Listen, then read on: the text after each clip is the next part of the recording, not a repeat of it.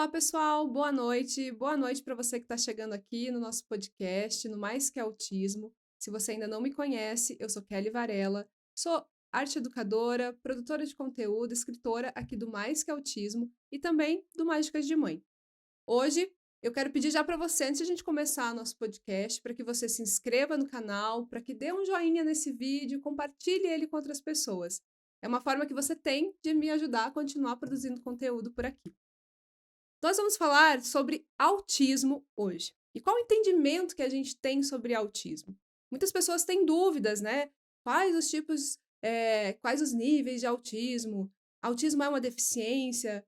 Várias questões ali, quando você está entrando no mundo do autismo, surgem, né? E que você fica, às vezes, muito perdido de saber o que que é, o que que não é. E a gente tem muita informação, então vamos ver informação de qualidade, né, pessoal? Vamos tirar as dúvidas hoje aí. E para isso, eu trouxe aqui o Fábio Cordeiro, que ele é presidente da Onda Autismo, né, Fábio? É isso? Isso mesmo. E muito obrigada, Fábio. Primeira coisa, assim. Imagina, eu que quero agradecer esse espaço aqui, a gente poder falar um pouco sobre autismo aí, né? Para um público novo, a gente poder conscientizar, levar informação, né? Muita coisa que a gente precisa desconstruir, né? Então, eu agradeço estar aí com vocês. Boa noite, pessoal. Espero que a gente tenha uma ótima conversa aqui, poder desmistificar algumas coisas, tirar as dúvidas do pessoal aí também e poder contribuir aí com essa conscientização aí na nossa comunidade, né? É isso aí. Ô, Fábio, no começo a gente estava conversando antes aqui de começar o podcast, né? Que a gente, quando entra, eu, pelo menos, não sabia nada sobre o autismo. Eu tinha uma visão só do autismo nível severo mesmo, ali o nível 3 que antes a gente chamava de severo. Uhum. E aí era essa visão que eu tinha, daquele autista que realmente não se comunicava, ficava meio que isolado de todo mundo, né? E aí depois, quando eu entrei, eu fui descobrir que existiam níveis, que não era bem só aquele estereótipo lá que a gente via, né? No Então, o filme. Aham. que é o autismo? Assim, quando que você entrou nesse mundo, para você também era essa mesma visão? Como que foi?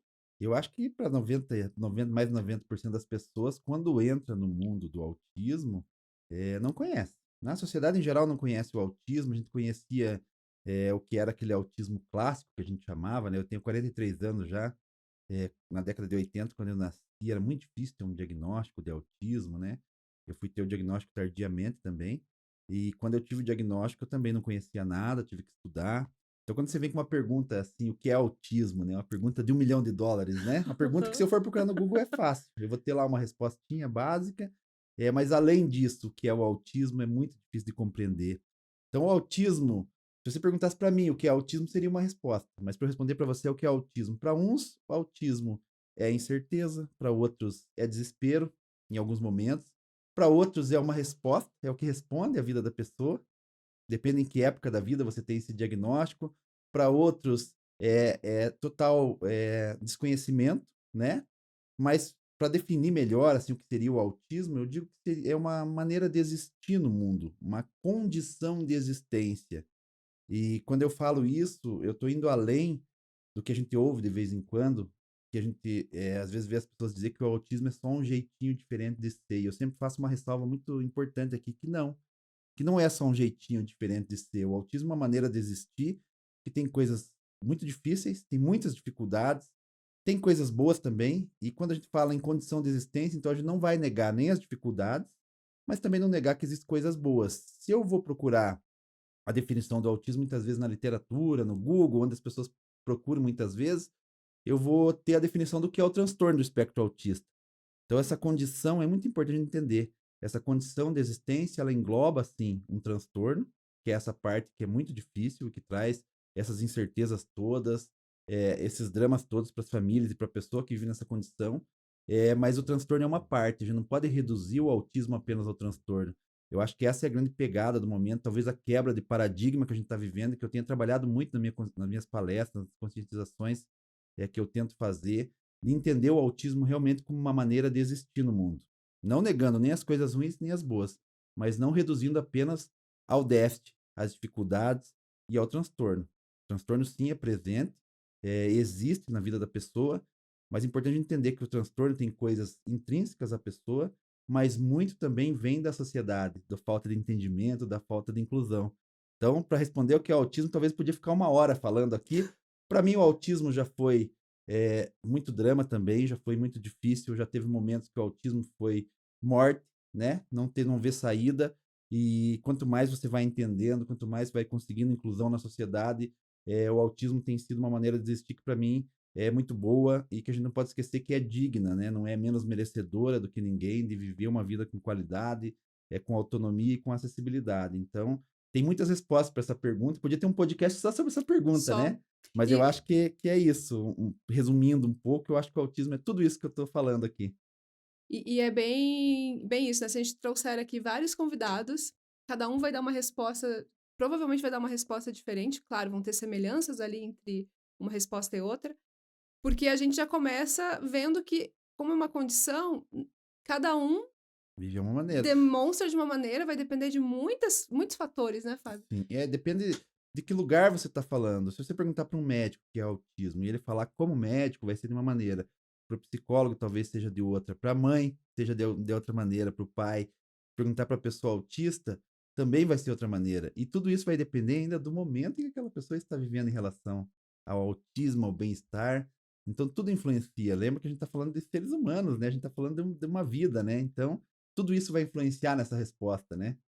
E eu acho que isso, e também o ambiente em que essa pessoa está inserida, as condições Isso, financeiras que essa pessoa tem, acesso à informação que essa pessoa isso. tem, né? Rede de apoio. Rede E de aí você trouxe apoio. todo o que a gente prega e fala aqui. O autismo não é uma questão apenas biológica. É uma questão, você falou aí, ao meio que a pessoa vive, então é uma questão social também, a socioeconômica, né? O que a pessoa tenha de acesso, inclusive tendo condições financeiras para ter acesso, né? Psicológicas que aquela pessoa está vivendo no momento. Então você trouxe o que engloba tudo a condição. A condição é biopsicossocial. Talvez se você pensar só no transtorno, você pense de maneira diferente. Talvez você olhe mais pelo aspecto biológico, talvez mais pelo aspecto fisiológico, pelo que a pessoa apresenta de sinais e sintomas, como chamam. Mas se você olhar como um todo, como você bem trouxe, a questão biopsicossocial, aí é muito mais amplo. Eu vejo que você teve o diagnóstico tardio, né? Com que idade, Fábio? Foi depois dos 20 anos de idade, mas é curioso, porque você falou pra gente assim, que a gente não entende o que é autismo, que a gente só tem aquele estereótipo na nossa cabeça. Comigo não era diferente. Eu tinha o que eu via no filme, o que eu tinha visto, pouco visto, né, sobre Uhum. autismo até o momento, e nós estamos falando dos anos 2000 aqui, né? Sim. Tem que lembrar o tempo histórico que a gente está vivendo. Então, quando o primeiro profissional me falou em autismo, depois de muitas sessões, um psicólogo me falou em autismo, eu ignorei e pensei, eu nunca mais vou voltar nesse profissional, porque, imagina, é autismo. Autismo não é isso. E realmente eu ignorei. Depois, num segundo profissional, porque as dificuldades continuaram, e aí era um médico psiquiatra, e ele veio com a mesma hipótese. E aí eu pensei, opa, acendeu uma luz aqui, eu vou ter que estudar para ver o que que é isso daí. E mesmo os estudos antigamente era mais difícil, não tinha internet tão acessível e tudo mais. Mas, então, o meu diagnóstico foi um processo de anos, porque daí eu digo, quando eu tive o diagnóstico do meu filho, mais novo, aí ali eu aceitei o meu diagnóstico. Eu pensei, agora mexeu com o Uhum. filho. Agora tem que entender tudo disso aqui. E aí eu aprofundei, comecei a estudar. Então você pensa que entre eu ter a primeira resposta de que eu era autista até eu entender e aceitar, demoraram anos. Por isso que eu digo que se você me perguntasse naquele momento que era autismo, a resposta teria sido toda diferente. Então, o processo diagnóstico para cada um também tem uma maneira diferente. Depende do conhecimento que a pessoa tem prévio. Eu não tinha nenhum. E quando mexeu com o filho lá, que o filho é autista, e agora? Ah, eu sou isso também. Vamos procurar saber, vamos procurar entender, vamos estudar. E aí já vai mais de década estudando sobre o autismo. E quando você fala disso, né, a gente vê muito que a questão, eu acho que evoluiu muito questões do autismo por conta dos pais mesmo, sabe? Tipo, de mãe, de pai, de ir buscar informação. Porque quando é seu filho, você tem que fazer alguma coisa, é sua responsabilidade, né? Sim, Então, você tem que agir. E para você agir, você tem que saber. Eu digo que você tem que saber tudo sobre aquele assunto. E eu aí a gente vai acho. pesquisar, a gente vai atrás, a gente vai fazer curso, vai fazer pós, vai fazer um monte de coisa, né? E hoje a vantagem, é que quando você vai atrás, você encontra essa informação. Sim, Eu sou autista, tenho dois irmãos, os dois são autistas também, são três homens, né? Minha mãe teve três filhos autistas, portanto, numa época não se falava de autismo, não se falava de inclusão. e eles sabiam, souberam depois também. Todo mundo depois, né? Quando era criança era quase impossível. E eu pouco tempo perguntei para minha mãe, agora depois de adulto, mãe, mas você não percebia nada diferente? Assim, três filhos autistas? Ela falou, sim, eu percebia, mas eu ia fazer o quê? E Uhum. realmente, naquela época, Hoje, a mãe e o pai, quando vão procurar essa informação, eles encontram, têm acesso também.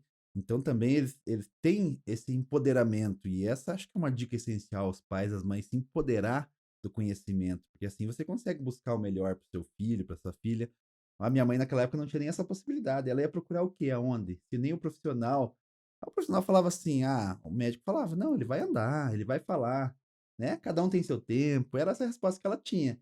Cabia a ela se aceitar e entender os filhos dessa maneira, criar da maneira que ela melhor podia, e assim foi nesse desenvolvimento, com as dificuldades escolares, né, e tudo mais.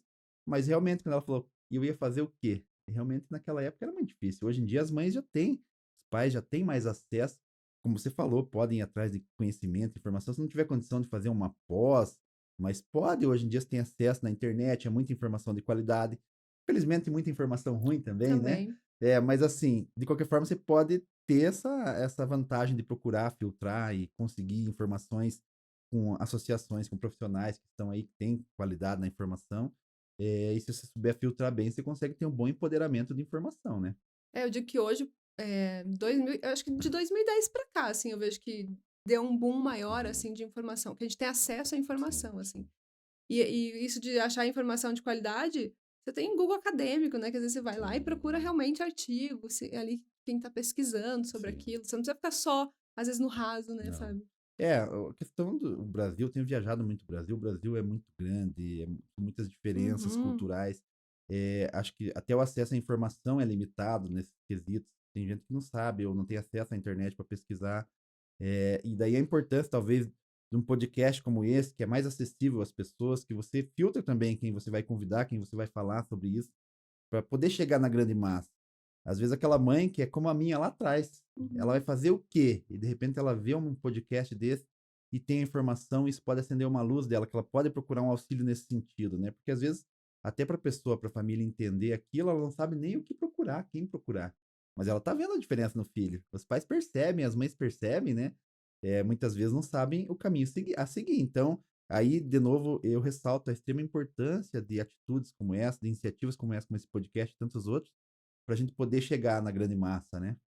É, eu sempre falo, né, pra gente conseguir atingir não só quem tá já na comunidade, né, que já entende ali do assunto, pra gente chegar em quem realmente tá buscando a informação, que tá precisando ali saber que caminho tomar, porque muitas vezes, Fábio, eu vejo que as pessoas não sabem nem quem procurar para ter a resposta se Isso, é ou não autismo. isso.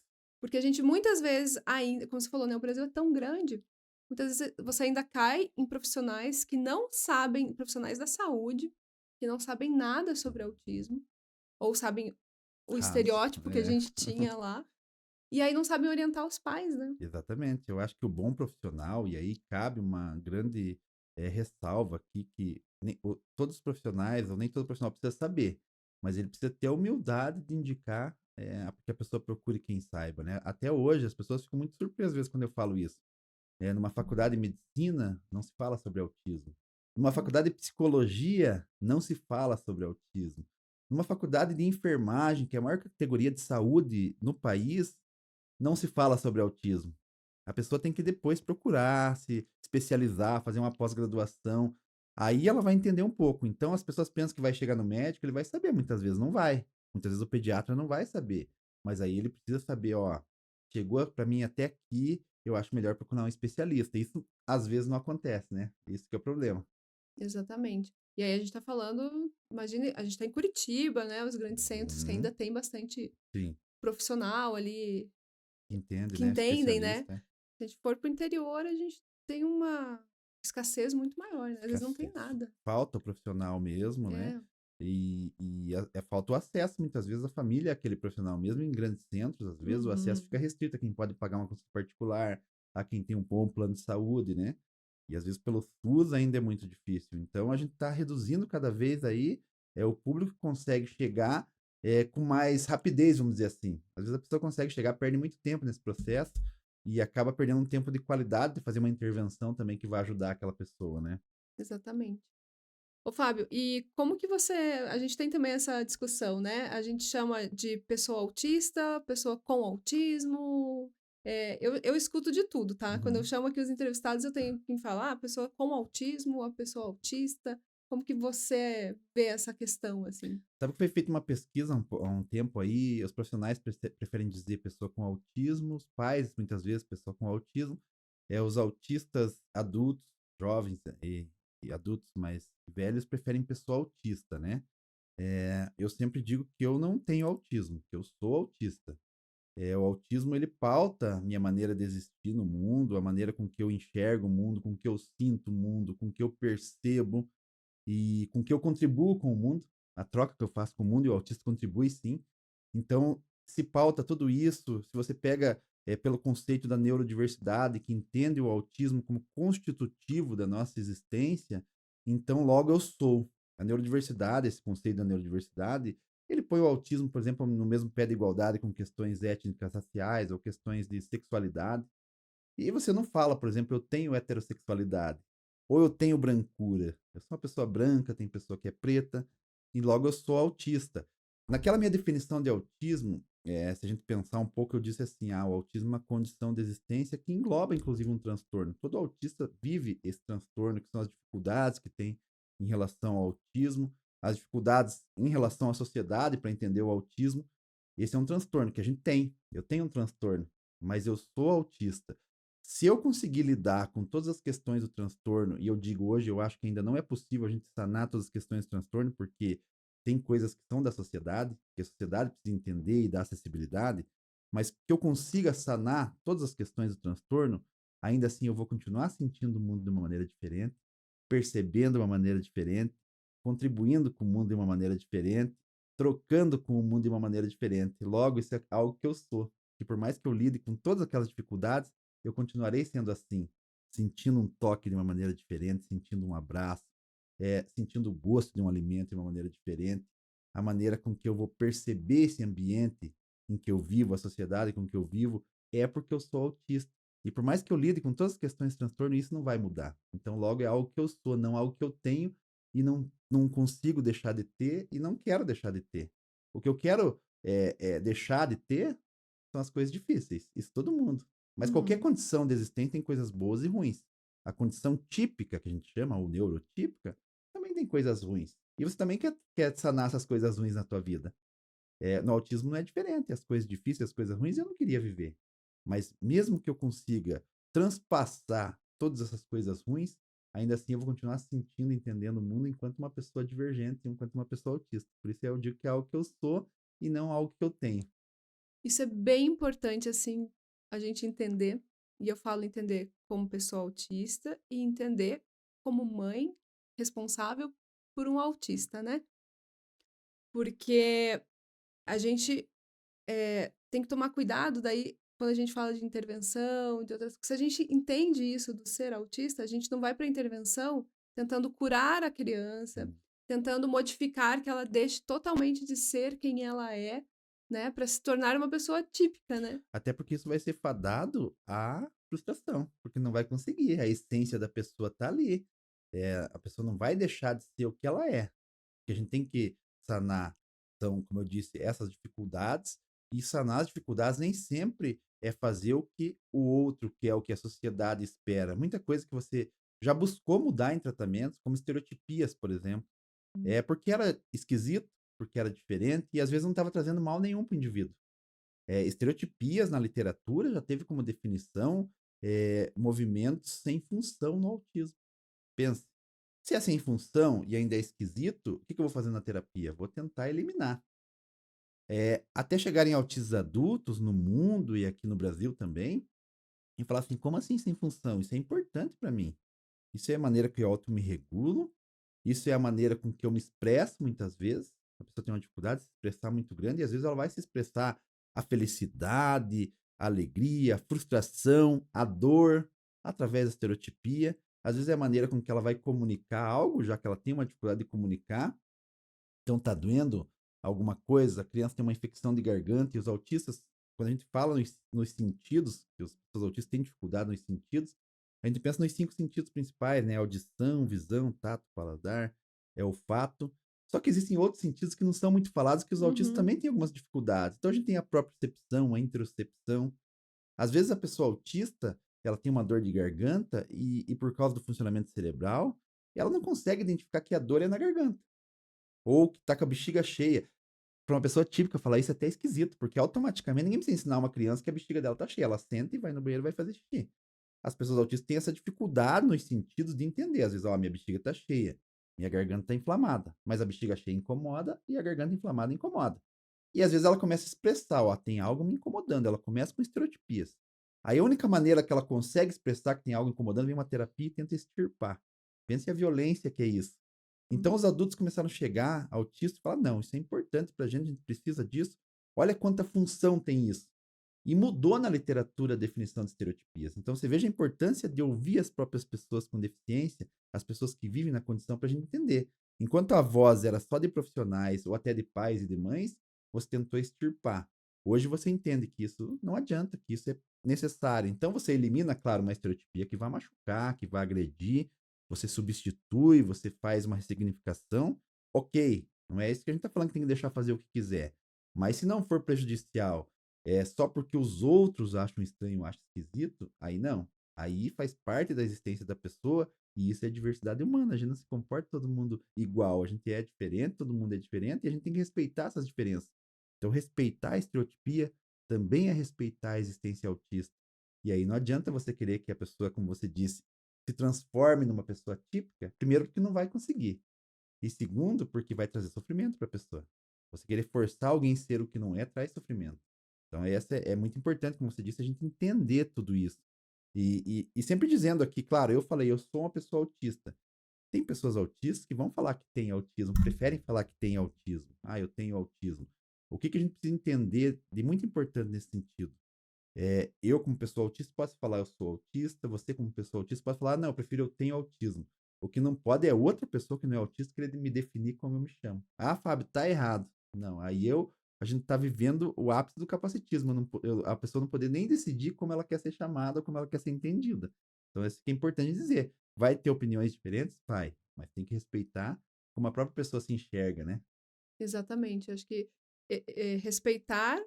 Eu sempre falo assim, que quando eu descobri o autismo, eu comecei a entender o porquê dos comportamentos, o porquê que agia daquela forma e ter uma atitude mais respeitosa mesmo, né? Então, assim, se aquilo não está prejudicando, eu não tenho mesmo que obrigar a pessoa ou me obrigar a fazer coisas só porque a sociedade quer que eu faça. Exatamente.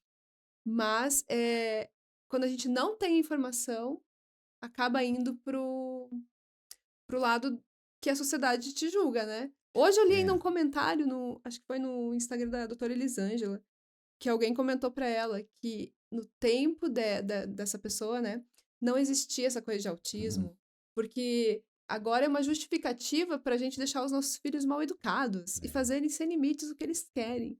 Então, aí, É. né? O que a gente precisa entender, né, Kelly, é que as estruturas da sociedade são capacitistas, são preconceituosas. Quando eu falo a estrutura, eu não estou falando que você é preconceituoso, que você é capacitista. Às vezes não, mas a sua estrutura é. Assim como a estrutura da nossa sociedade é machista, assim como a estrutura da nossa sociedade tem uma questão do racismo, são questões estruturais que por mais que às vezes eu não seja uma pessoa preconceituosa, eu não seja uma pessoa racista, não seja uma pessoa machista, ainda assim eu reproduzo o que essas estruturas nos trazem.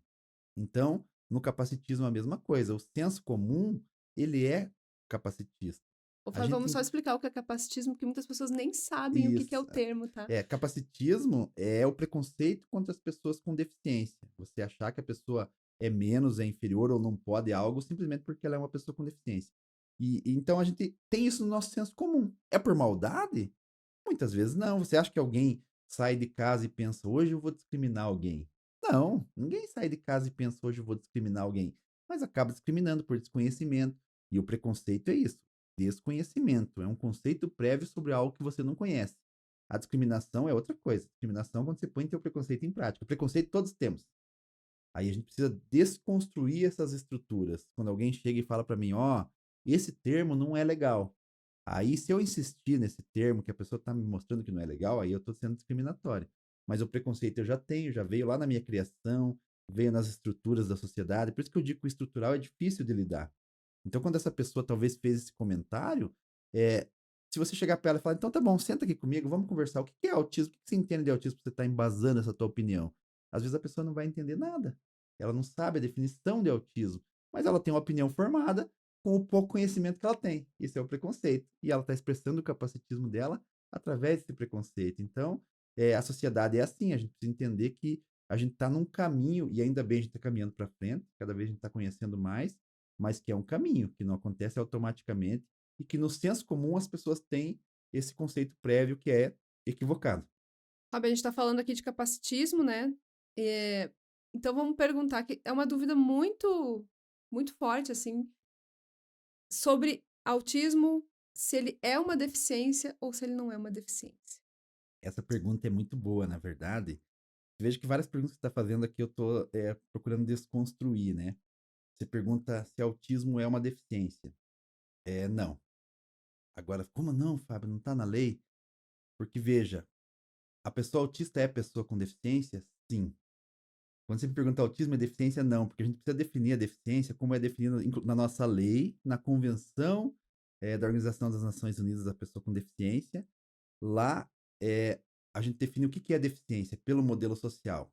Deficiência, ela está nas barreiras de acessibilidade quando a pessoa vive em interação com o meio.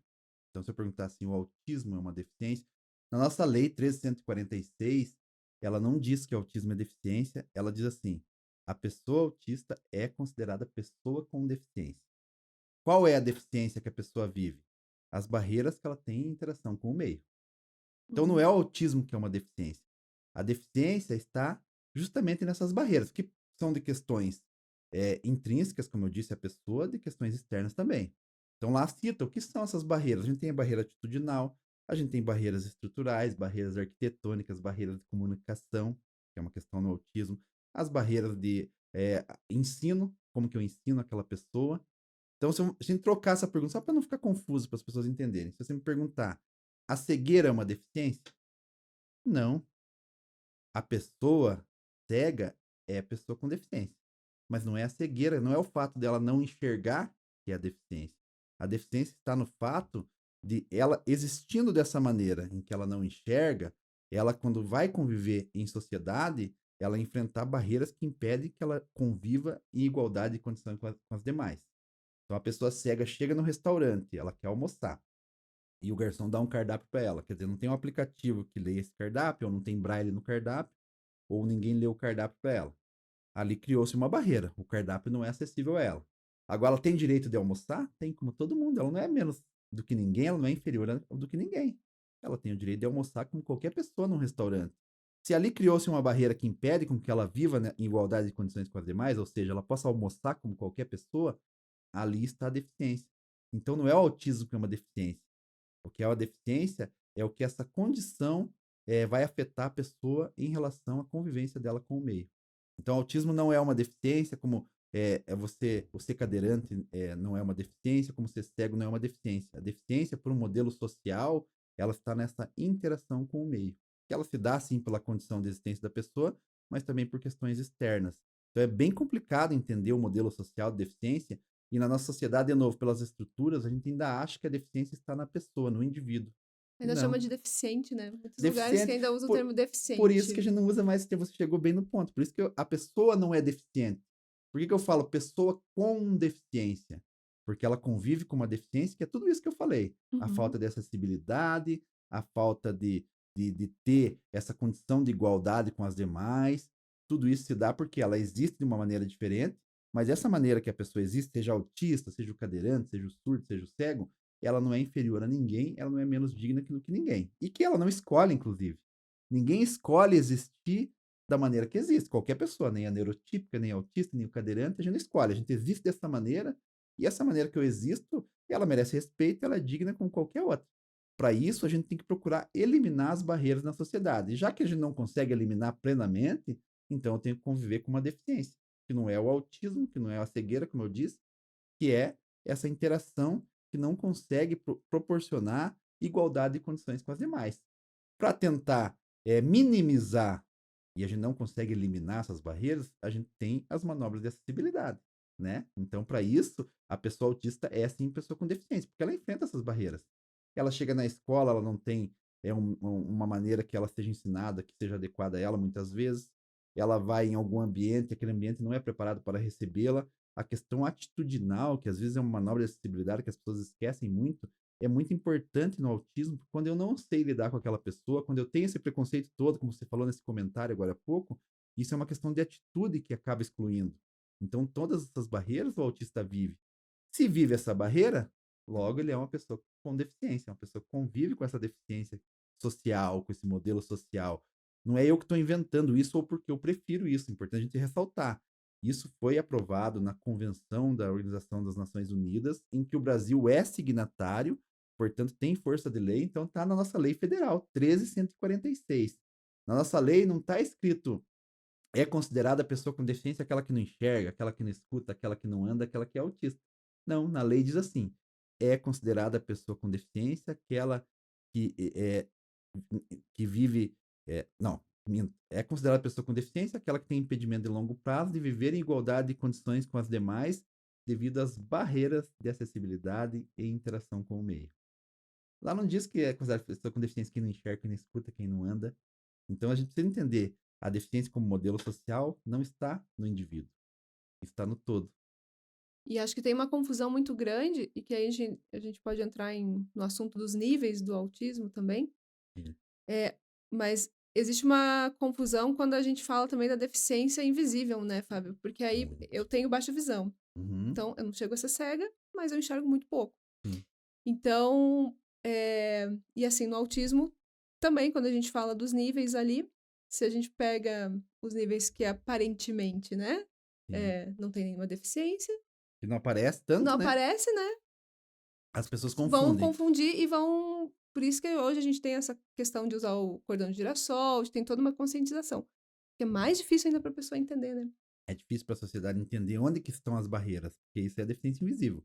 Eu falei aqui que existem barreiras que a pessoa vive. Quando às vezes a pessoa olha para uma pessoa como eu, e ela não enxerga onde estão essas barreiras, se ela não conhecer a fundo a condição.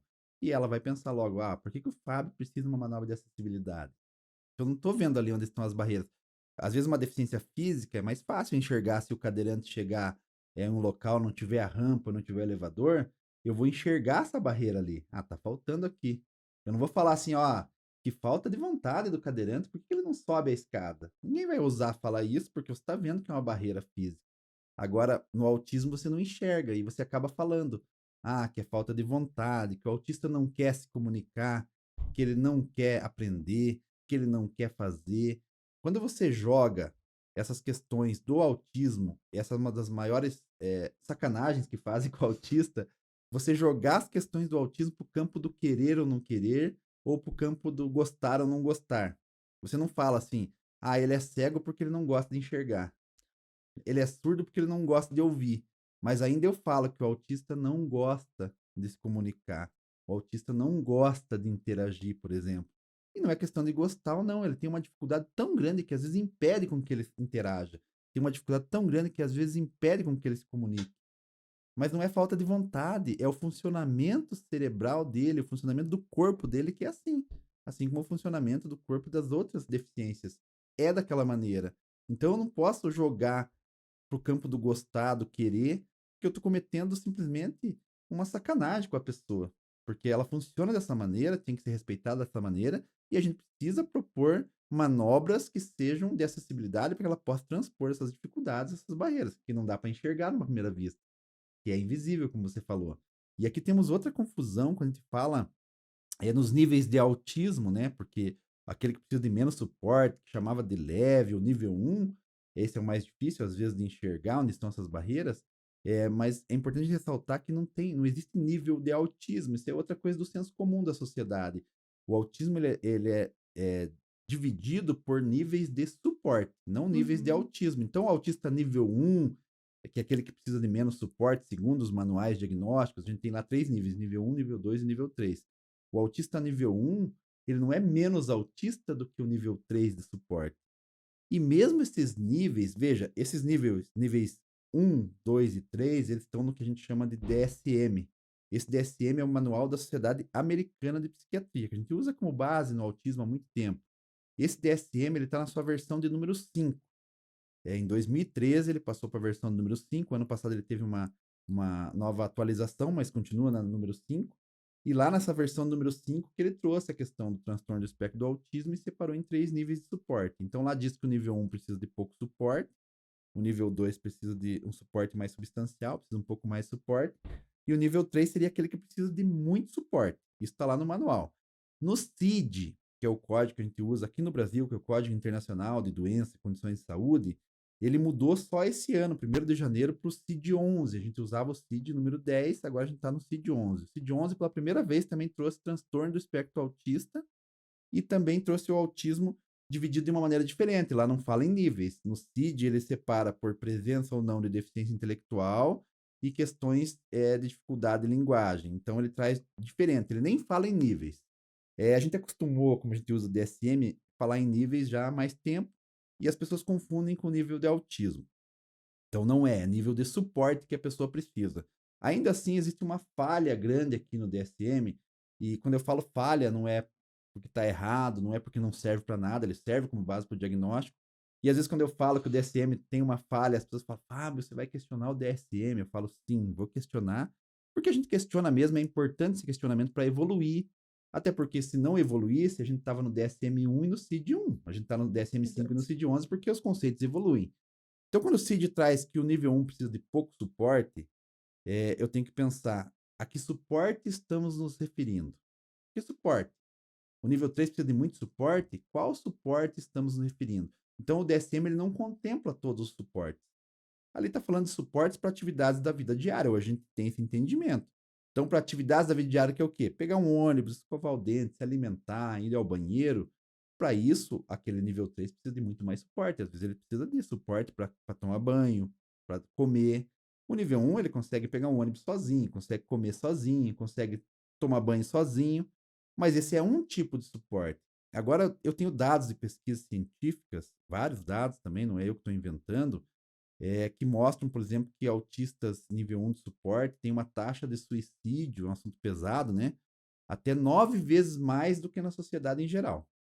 E que morrem muito mais cedo também, né, Muito Fá? mais cedo. E se for mulheres, esse índice é maior ainda. Autista É. mulher, porque tem mais dificuldade de diagnóstico, isso é outra questão. Agora, eu pergunto aqui para quem está assistindo a gente, para quem está vendo. Uma população que tem taxa de suicídio, ou seja, quer tirar a própria vida, tem ideação suicida e acaba às vezes fazendo até 9 vezes mais que na sociedade em geral. Essa população precisa de pouco suporte ou nós não estamos dando o suporte que ela necessita? Porque atividades da vida diária é um suporte. E esse a gente entende, o nível 1 precisa menos, o nível 3 precisa mais. Mas e o suporte psicológico? E Exato. os outros tipos de suporte? Então, o DSM não contempla. Então, até eu falar que o autista nível 1 precisa de pouco suporte, eu estou sendo relapso com outros tipos de suporte e isso está causando morte. Então, eu preciso pensar de novo na atividades da vida diária, mas e o psicológico e o socioeconômico, tudo isso, sempre pensar na pessoa como um todo e não apenas dividido de uma maneira cartesiana, como as pessoas são acostumadas. Eu preciso de dar todo tipo de suporte. Então, às vezes, o autista nível 1, que lá no manual está dizendo que precisa de pouco suporte, esse é o que vai precisar de mais suporte psicológico.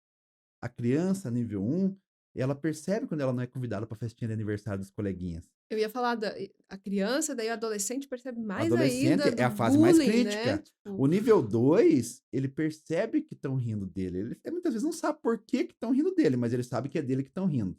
O nível 3 talvez não perceba tanto assim essas questões, mas tem muito sofrimento em outras questões. Então a gente não está medindo sofrimento, não está medindo dificuldade, até porque isso não tem como medir.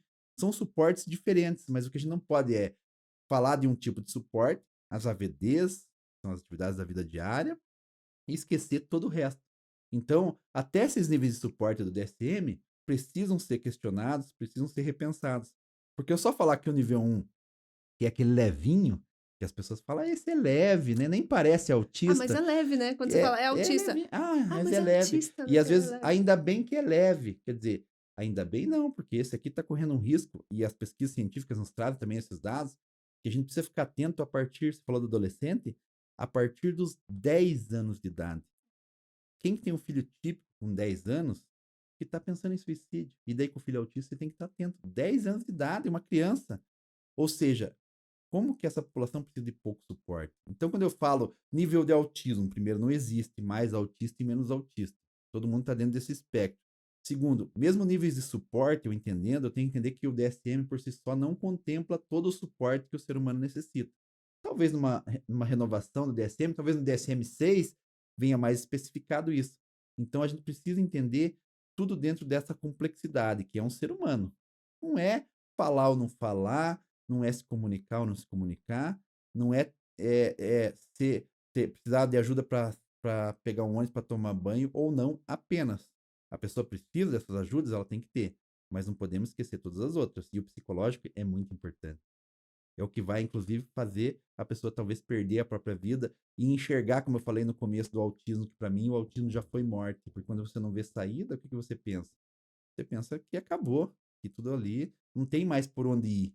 Se eu não tenho mais por onde ir, então acaba. Ali é o risco colocado. Aí a gente precisa trabalhar essas questões. Por isso que a gente fala no orgulho autista, você fazer alguém se orgulhar de quem é, apesar das dificuldades, mas também enxergando as belezas, isso salva a vida. Porque ter orgulho de mim, o orgulho autista, não é me orgulhar do autismo, não tem nada a ver com autismo, tô falando da pessoa, da pessoa que existe naquela condição, ela se orgulhar dela própria. E ninguém se orgulha do que é fácil, né? A gente se orgulha mesmo do que é difícil. Então, ser autista ainda é difícil. Então, quando eu falo de orgulho autista, inclusive, eu estou respeitando as dificuldades também. Não estou só falando que o autismo é fácil, que é belo, que é lindo. Não. Me orgulhar é respeitar essas dificuldades. Então, tudo isso que a gente tem que ir desconstruindo de novo, questão de níveis de autismo, do que é o suporte, qual o suporte que as pessoas precisam, não é um tipo só, e o ser humano como um todo, e não alguém que precisa de algo só, apenas. É alguém que precisa de tudo dentro de um todo, como qualquer ser humano. Exato. Mas existe ainda muito, até dentro da própria comunidade autista, né? Uhum. Ainda não existe esse entendimento.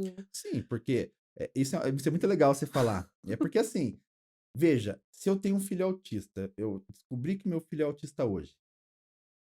Automaticamente eu não vou entender tudo sobre inclusão, tudo sobre Uhum. capacitismo, tudo sobre preconceito. Não, eu tô vindo dentro da mesma sociedade, dessa estrutura que eu falei para você que é capacitista.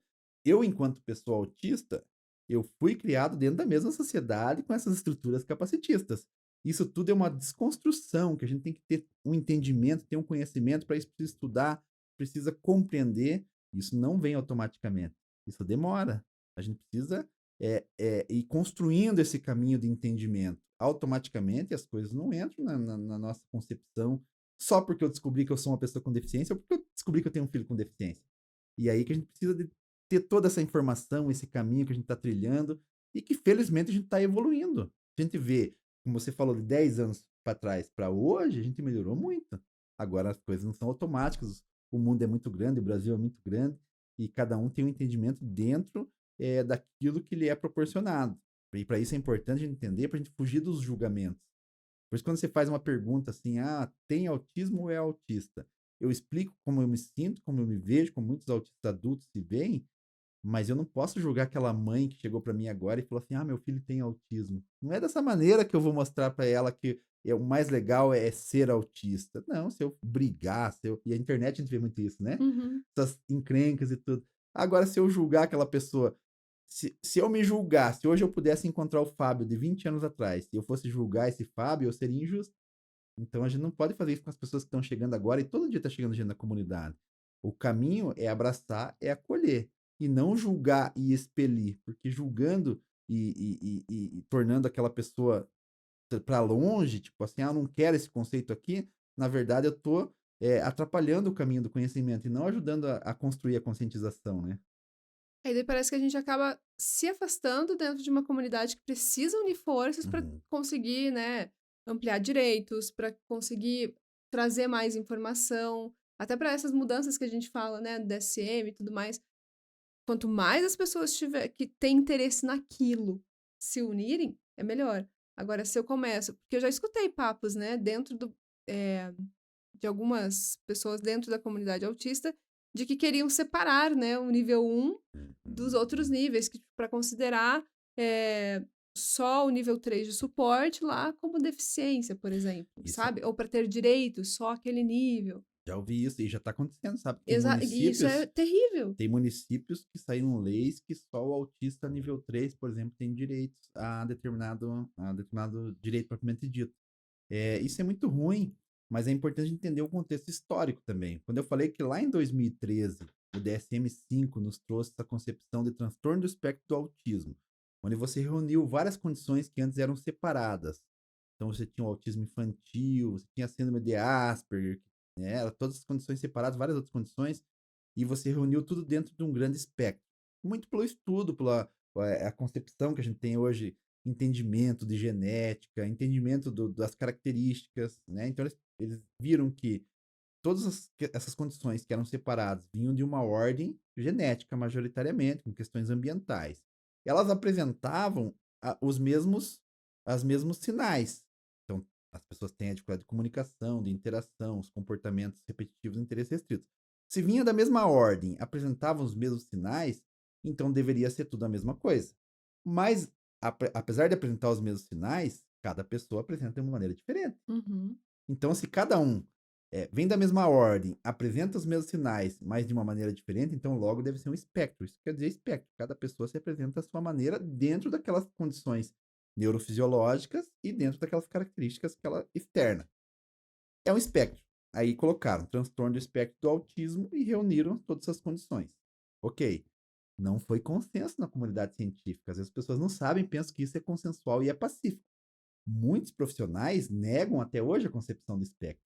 Então, isso foi uma construção, uma conquista histórica, mas que não é aceita por toda a comunidade científica. Teve briga na hora de decidir isso, teve gente que deixou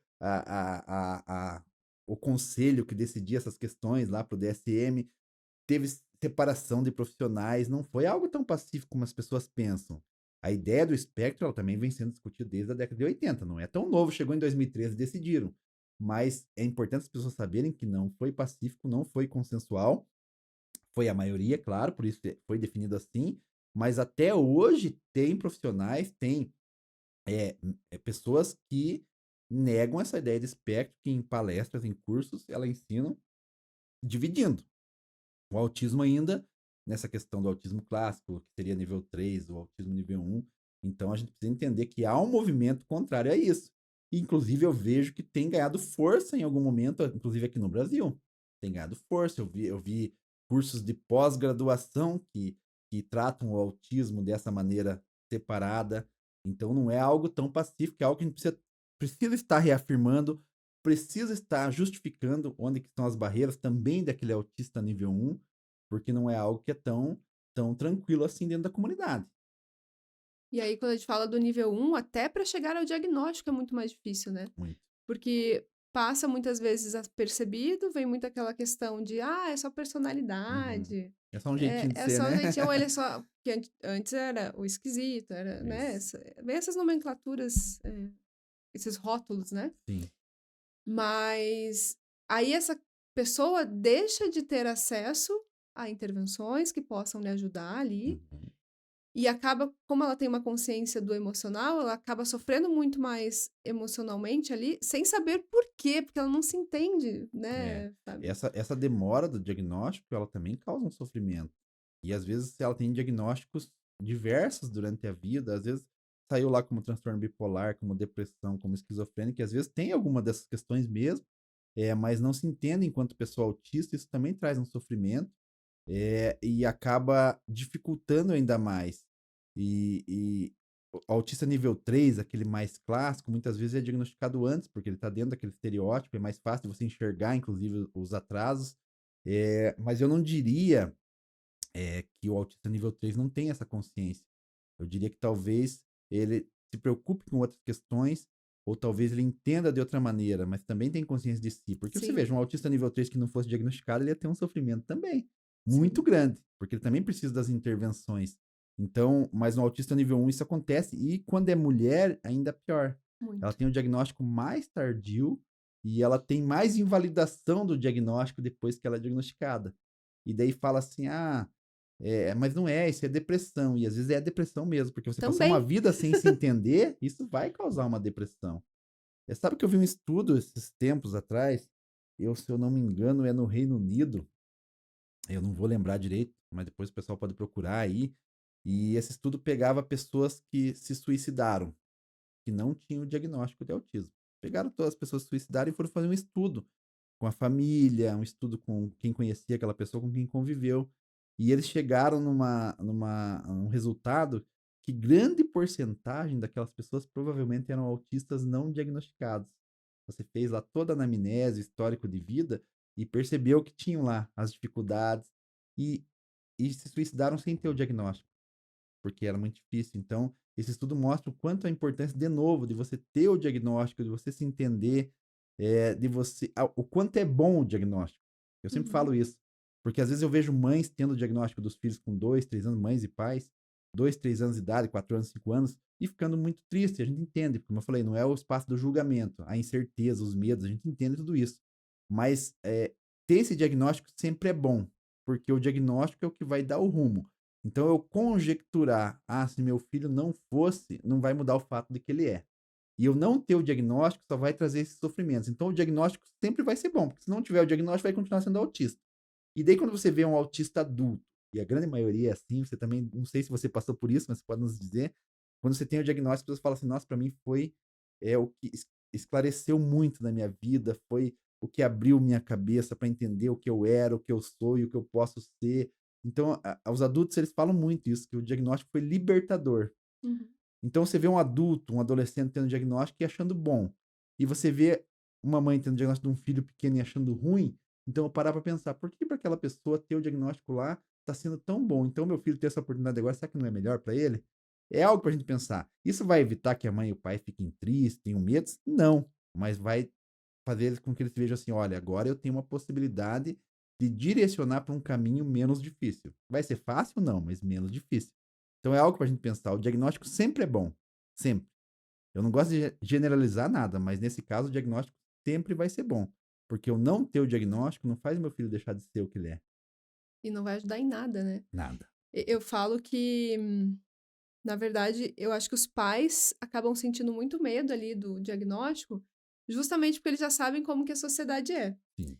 E aí eles sabem que vai enfrentar muitas barreiras, que vai ter muita dificuldade, e você idealizou que seu filho não passasse por nada disso. Essa é, né, a quebra da idealização daquilo que eu queria que ele não sofresse, que ele só Uhum. tivesse um caminho mais tranquilo. E a gente sabe que vai passar por bastante coisa ao longo da vida. Então, às vezes eu acho que o diagnóstico dá esse medo, assim, Dá nesse muito medo. sentido, assim, de e agora, né? Será? E tem muita incerteza, né, Fábio, quando você recebe lá o diagnóstico da criança, será que ela vai conseguir ter autonomia? Será que ela vai ter independência? Será que é muito será na cabeça do pai e da mãe. Por isso que Muito. eu acho que gera esse medo, assim, Gera né? muito medo. Eu sempre digo, e às vezes eu falo coisas que as pessoas, no primeiro momento, é difícil escutar, mas eu acho importante. A primeira pessoa que sofre com capacitismo são os próprios pais, o pai e a mãe.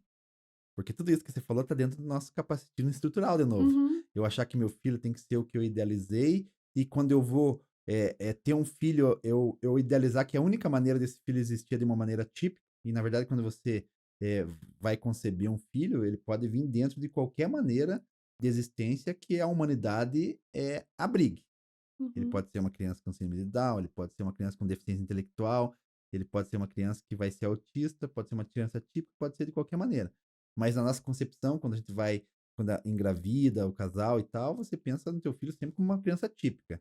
Por quê? Porque nossa sociedade, ela é voltada para isso. Se eu tiver um filho que é atípico, ele continua sendo meu filho, continua sendo um ser humano digno.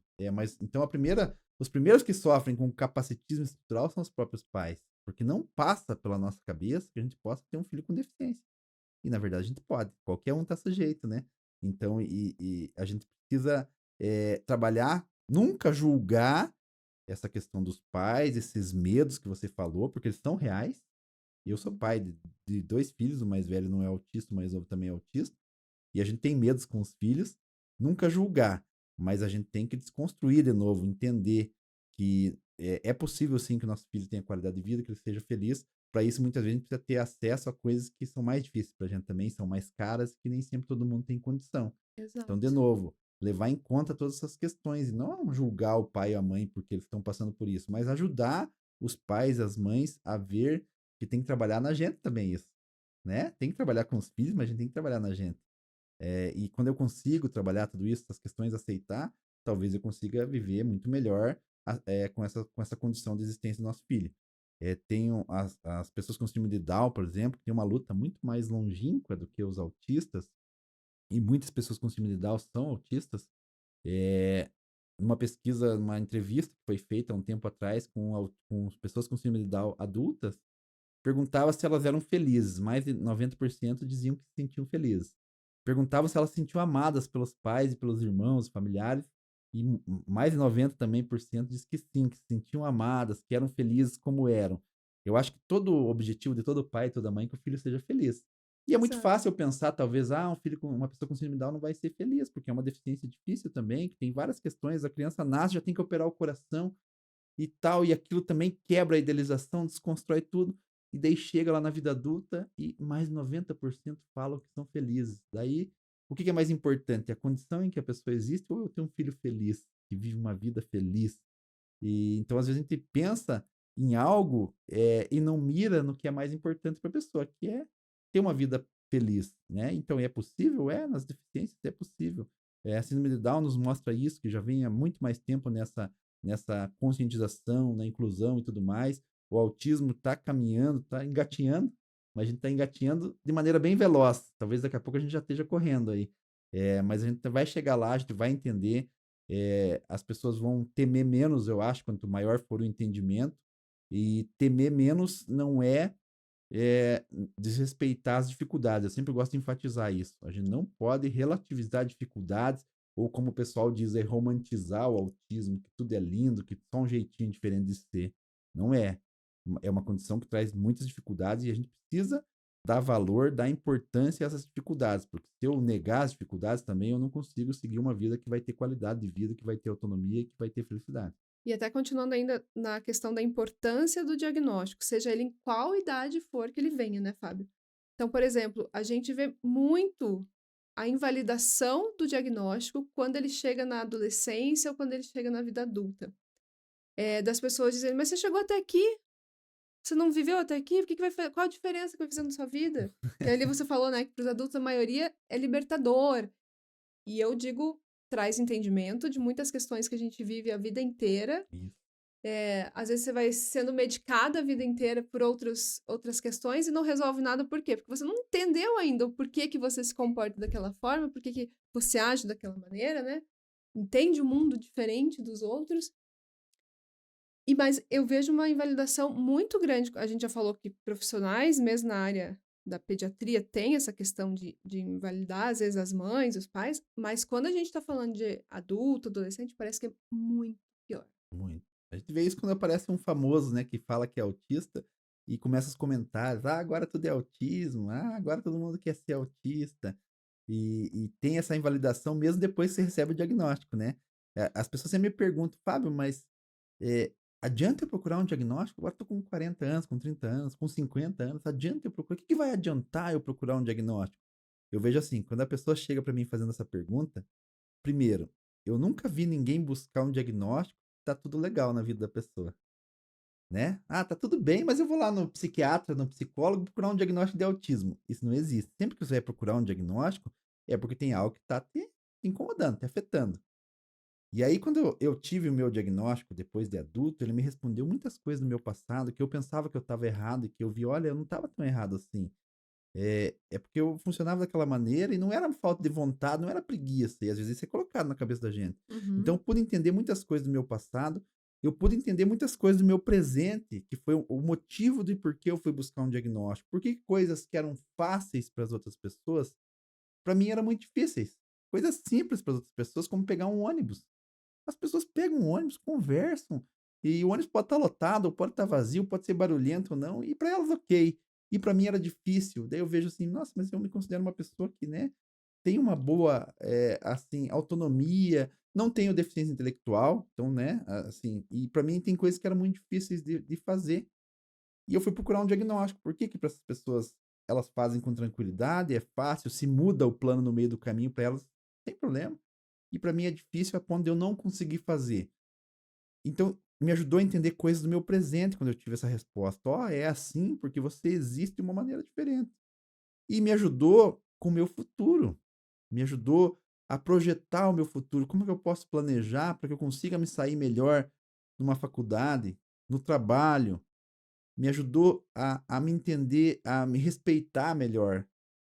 Talvez antes do diagnóstico, e agora a gente estava conversando aqui antes, ou em off aqui no podcast, você falou, Fábio, a luz está te incomodando? E podia ser que antes do diagnóstico, a luz estivesse me incomodando, eu ficasse me forçando a estar aqui, ia ter uma desregulação, ia me Uhum. julgar por causa dessa desregulação, porque daí você se agita, ou você até talvez pode quebrar alguma coisa, e daí eu ia me sentir culpado porque eu fiz isso, porque eu tô todo errado.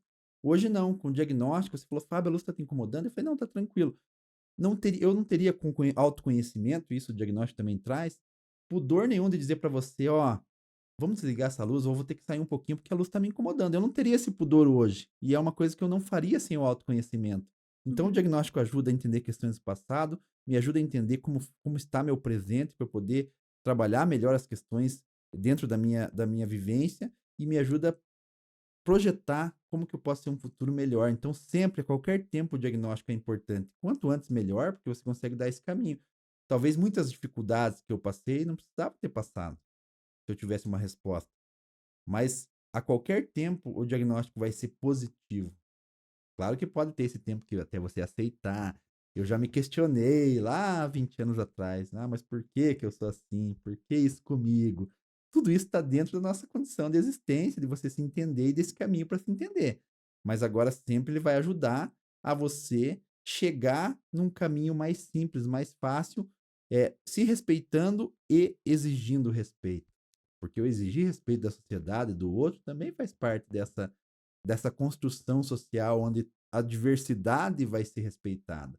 O ser humano é diverso, mas a gente não lida bem com essa diversidade desde sempre. Então a gente precisa também exigir o respeito. Para eu exigir o respeito, eu tenho que me entender. Então esse é o Uhum. caminho. Sempre vai ser bom o diagnóstico, como você disse, sempre vai responder, sempre vai ser algo que vai ajudar. Eu nunca vi diagnóstico para prejudicar, o diagnóstico sempre vai ajudar. É, por mais difícil, seja em qualquer esfera agora, né? Falando de diagnóstico de Sim, modo geral, sim. assim. É, vamos pensar numa questão física, né? Se eu não tenho diagnóstico daquilo, eu posso morrer por causa Pode daquilo. morrer. Então, assim, você prefere não saber do que você Ah, ter o uma diagnóstico? apendicite. Você está com É, apendicite, se você não descobre aquilo, eh dá problema, você tem uma infecção generalizada, quer dizer, se eu não soubesse, agora se eu perguntar para você: "Você quer ir lá no médico, quer descobrir que você está com apendicite?", ninguém quer ter um apendicite, mas se você tiver, você quer descobrir. exatamente. E aí vem a questão, né? Quando você sabe no autismo.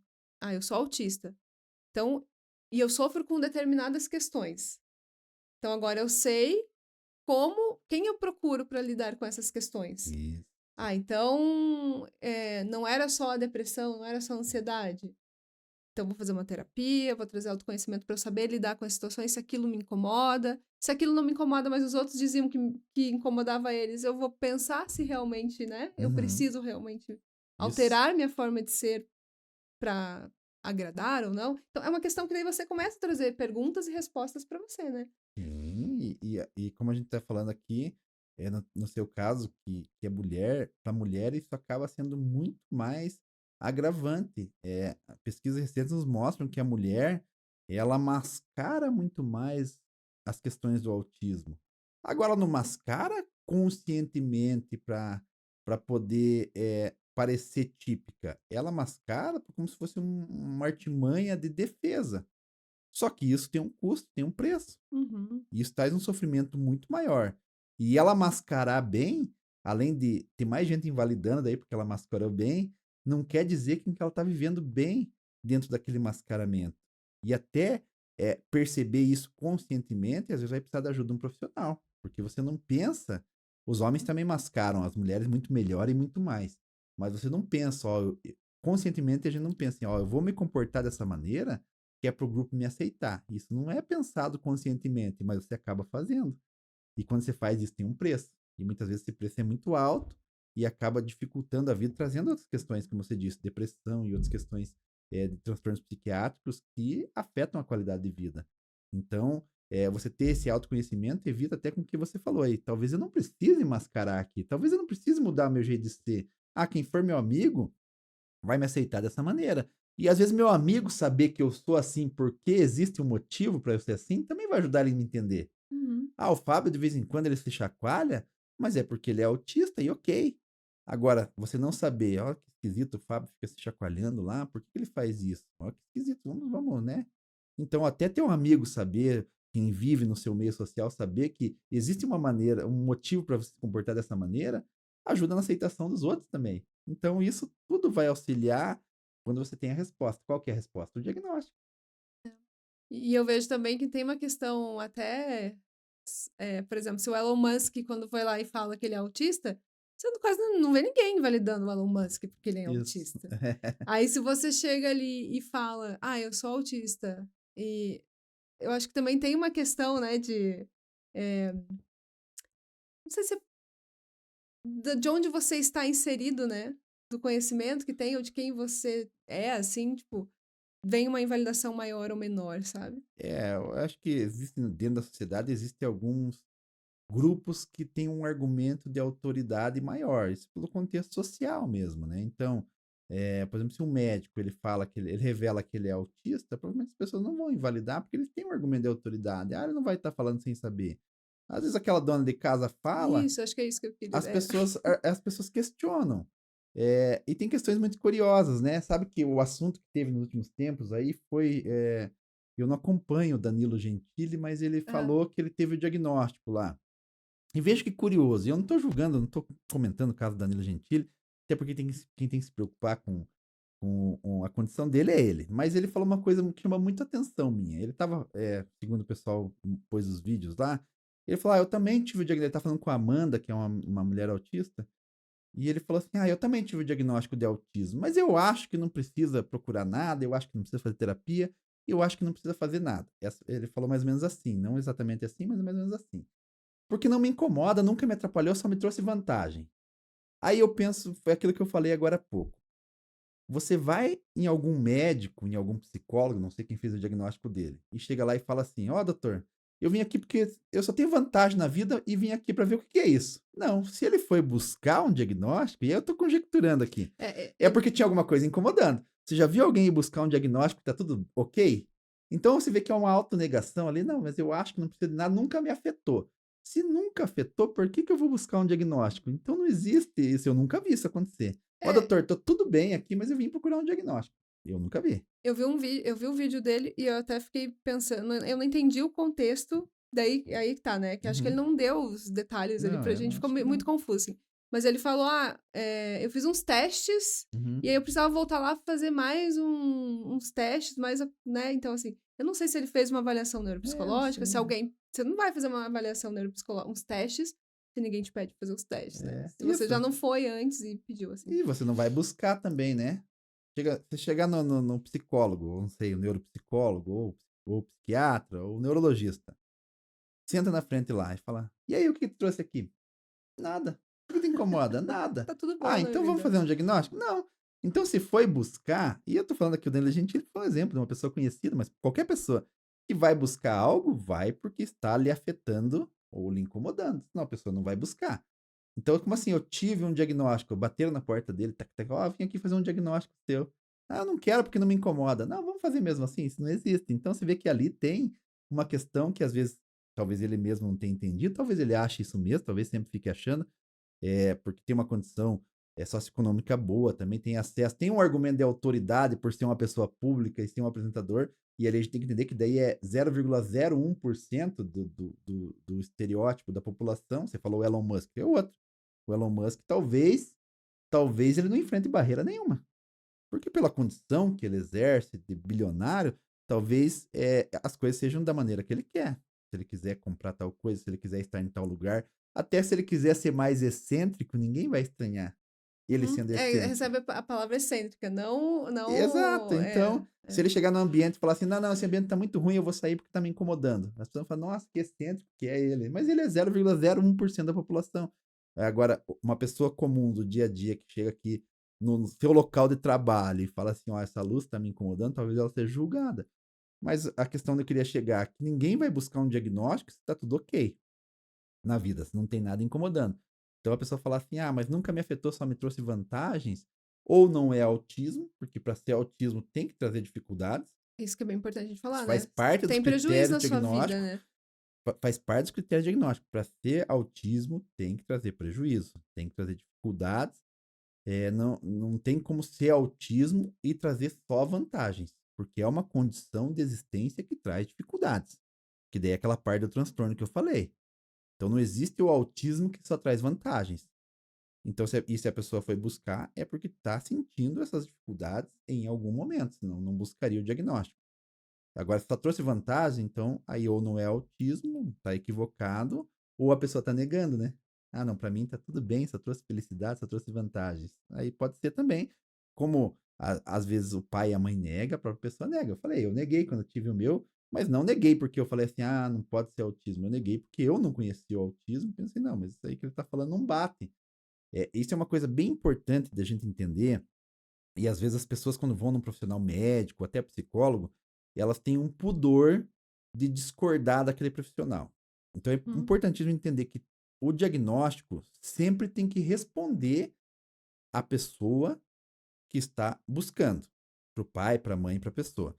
Então quando o médico, você vai no médico e o médico fala assim, seu filho é autista, aquilo tem que te convencer. Isso faz parte do papel do profissional. E o bom profissional não tem medo nem pudor de convencer o paciente, a família do paciente. Ele ficou na defensiva, talvez não seja um bom profissional. Então ele tem que te convencer. Tá, doutor, meu filho é autista, mas por quê? Ah, por causa disso, disso, disso. Será, doutor? Eu não vejo isso no meu filho. Ah, não, mas veja só. Ele apresenta essa questão assim, assim, assim. É papel do profissional te convencer que o diagnóstico deu uma resposta. Se o diagnóstico não respondeu, então, provavelmente, ele pode estar equivocado ou o profissional não foi convincente o suficiente. Faz parte, não é errado você pedir para o médico, para quem for, para ele te explicar e te convencer. Você não pode sair da consulta, da avaliação, com dúvidas. Então, por quê? Como assim? O que isso acontece na vida dele? Onde que o senhor ou a senhora viu isso? E faz parte do profissional, da conversa, para te convencer. O diagnóstico precisa ser uma resposta. Se o diagnóstico não responde, ele pode estar equivocado e você não é obrigado a aceitar, você pode buscar uma segunda opinião. Chegou para você e fala assim: ah, Kelly, você tem depressão. Aí você fala: não, mas será, doutor? Mas eu me sinto bem, eu só tô feliz, eu não tenho, não me respondeu.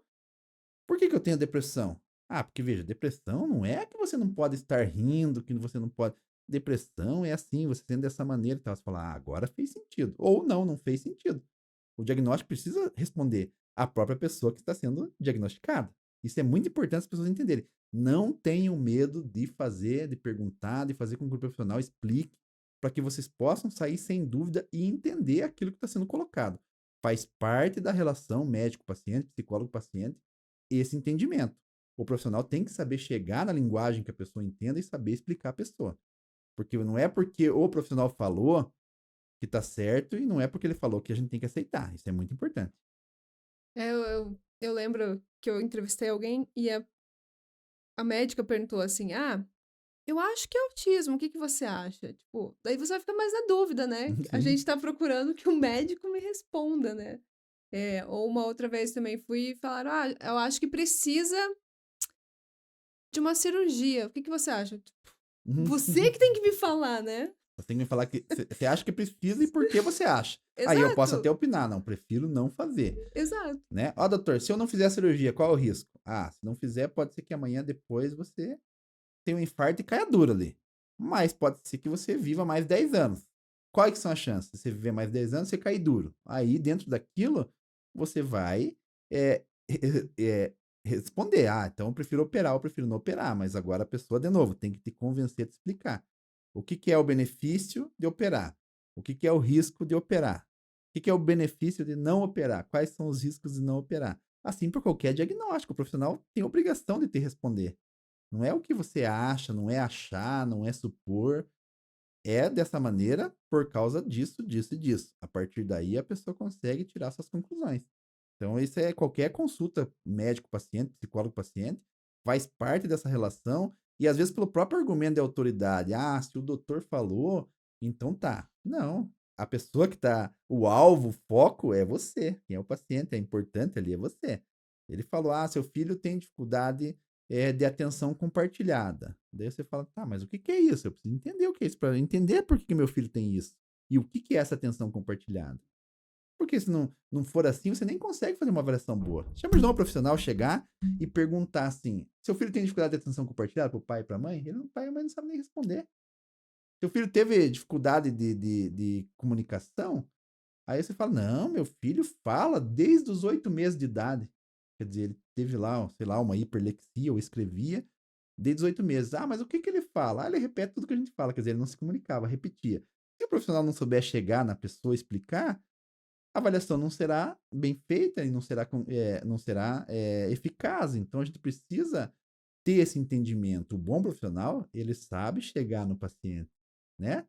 Eu sempre digo, se você tem uma linguagem muito técnica, muito rebuscada, até um nível cultural mais elevado, um nível acadêmico, você está aqui em cima e a pessoa só está até aqui, quem está aqui consegue chegar até embaixo, falar com a pessoa. Uhum. Quem está aqui, às vezes, não vai conseguir. Isso cabe a quem? A quem está mediando essa consulta chegar no entendimento da pessoa. O bom profissional, ele vai fazer isso, ele não vai se colocar num pedestal e dizer que é porque ele está dizendo. E o profissional bom não tem medo. Então, se vocês cobrarem o profissional e ele ficar na defensiva, não quiser explicar, melhor fugir para outro profissional. Exatamente. Precisa de respostas claras, né? Sim, exatamente. E, Fábio, o que que você vê, assim, como grandes barreiras para os autistas ainda hoje, assim, sei lá, falando em sociedade, dá pra gente dividir, né? Nossa, Sociedade, escola, mercado de trabalho. nós temos barreiras em todas essas áreas que você falou. Na sociedade, eu acho que é o grande desconhecimento que a gente tem é, da sociedade em geral mesmo em relação ao autismo. Então, como você falou lá no começo, as barreiras invisíveis que o autismo é, é, nos traz, é muito difícil para as pessoas enxergarem e elas acabam julgando mesmo não entendendo. Então, às vezes, a gente tem um direito e as pessoas julgam esse direito sem o conhecimento. Se eu falar que o autista tem o direito a sentar num banco preferencial de um ônibus, às vezes a pessoa não entende porque que o autista tem esse direito, mas ela julga mesmo assim que ele não deveria ter. Ou se eu falar que o autista pode ir numa fila prioritária e as pessoas julgam, às vezes, esse direito sem entender o porquê tem esse direito, mas elas julgam da mesma maneira. Então, esse grande desconhecimento é uma barreira muito grande. Na escola, a gente tem uma dificuldade muito grande na inclusão das pessoas autistas, talvez na inclusão em geral, porque nós temos no Brasil o modelo vigente de educação é o modelo da educação inclusiva. Na perspectiva da educação inclusiva, é o único modelo que nós temos de educação no Brasil, já há algum tempo. Mas até hoje, não temos trabalhado ainda para pôr em prática essa educação inclusiva. Quer ver de que maneira? Até hoje, e eu estou na Universidade Federal do Paraná, no curso de Pedagogia, até hoje, os cursos de formação de educação não preparam para uma educação inclusiva. Uhum. Quando muito, você tem uma matéria optativa que trata da educação especial. Na Federal do Paraná, nós temos uma matéria que não é optativa, é uma matéria é uma matéria do curso regular. É uma matéria anual, em um ano você não consegue ver tudo, mas ela pelo menos tem, mas é uma das poucas universidades federais que tem como não optativa. Mas assim, isso deveria ser trabalhado transversalmente durante todo o curso. É muito comum no curso que eu fale assim para um professor de uma outra matéria. Ah, mas e o aluno com deficiência? E o aluno autista, quando ele está tratando alguma questão? E ele fala, ah, não, isso é assunto lá para educação especial. Quer dizer, ele não sabe lidar e ele joga, mas isso não é assunto para educação especial, isso é assunto para toda matéria e toda a educação, mas não é tratado transversalmente. Então, até hoje, você não forma o profissional pedagogo, o profissional de educação, para uma educação inclusiva. É E que a... Pode falar. não, é que você tá falando de pedagogia, né? Sim. Pedagogia, você ainda tem essa opção ali na Federal do Paraná, né? Mas é Mas a pouca. maior parte das licenciaturas não Então, tem. Eu fiz licenciatura e é nunca tive isso que eu ia nada. chegar. Então, nos cursos de educação, você não tem uma formação para uma educação inclusiva. Então, já precisava ter mudado a grade para que fosse uma matéria que seguisse ao longo de todo o curso, não uma matéria semestral ou anual, que você tratasse a educação especial, transversalmente. Já precisava ter mudado, não mudou. Em muitas universidades nem entrou a matéria de educação especial como uma matéria que não seja optativa. Não mudou. E isso mesmo estando vigente, a educação inclusiva há muito tempo. Daí a pessoa depois tem que ou fazer pós, ou se especializar, e não é todo mundo que consegue. Aí chegamos no ponto que você falou. Isso eu estou falando dos cursos de educação que já não preparam. as licenciaturas todas tinham que lidar com a educação especial na sua formação também. Se é licenciatura, se vai educar, se vai ser professor, precisava ter. E aí não tem mesmo. Não, nada. Então, algo que a gente já deveria estar fazendo, nem se pensou mudar as grades curriculares das universidades, já atrasado, mas para começar desde já a trabalhar a educação especial dentro de todos os cursos de licenciatura e de educação. A gente nem está fazendo isso ainda. E aí eu quero que o professor lá na sala de aula, que já foi formado lá atrás, entenda disso e ele também não entende. Como que a gente tem que sanar isso? Formação continuada, especialização desses professores. Para eu fazer isso, o que eu tenho que fazer? O professor dá aula de manhã e de tarde, ainda vou pôr ele à noite para estudar? Não, eu tenho que tirar a carga horária dele dentro da carga horária e pôr ele para formar na educação especial. Todos os professores. Porque se o modelo é educação inclusiva, não é um professor que tem que ter essa formação, são todos. Então, com o professor que já está lidando, a gente não tem isso.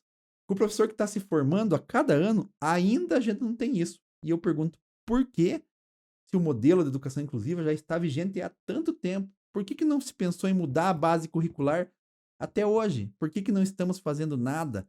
Então, a barreira na educação é imensa. E quando a gente pega os números de autismo, uma a cada 36 crianças até 8 anos, é uma a cada sala de aula, pelo menos.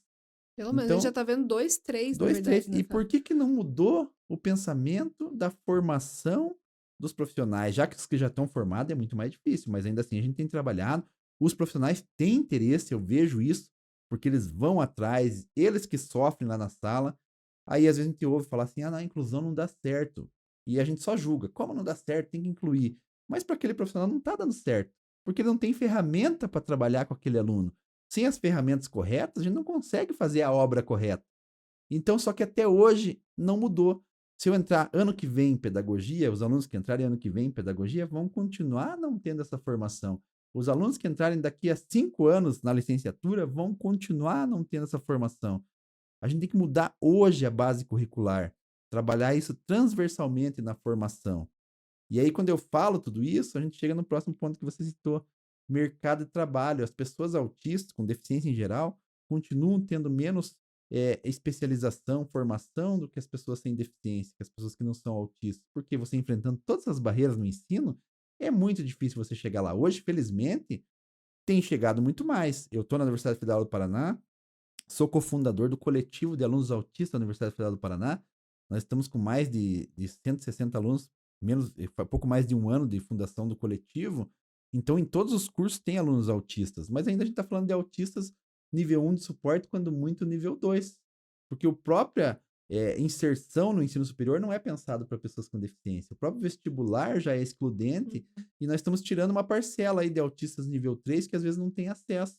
E daí a gente cai naquele pensamento estrutural capacitista de que parece que é a pessoa que não consegue. E na verdade é a gente que não consegue chegar nessa pessoa. Quando o professor não sabe ensinar, não é o aluno que não consegue aprender. É o professor que não sabe como chegar para ensinar esse aluno. É culpa do professor? Não. É culpa dessa estrutura, dessa formação falha e tudo mais. Não é culpa do professor. Mas se você não consegue chegar no aluno, ele não vai conseguir aprender. Nós temos o exemplo do amigo meu, o João, é filho da minha amiga Adriana, e ele é autista, síndrome do X frágil e deficiência intelectual. E ele acabou de se formar em fisioterapia. Formou agora, esse ano.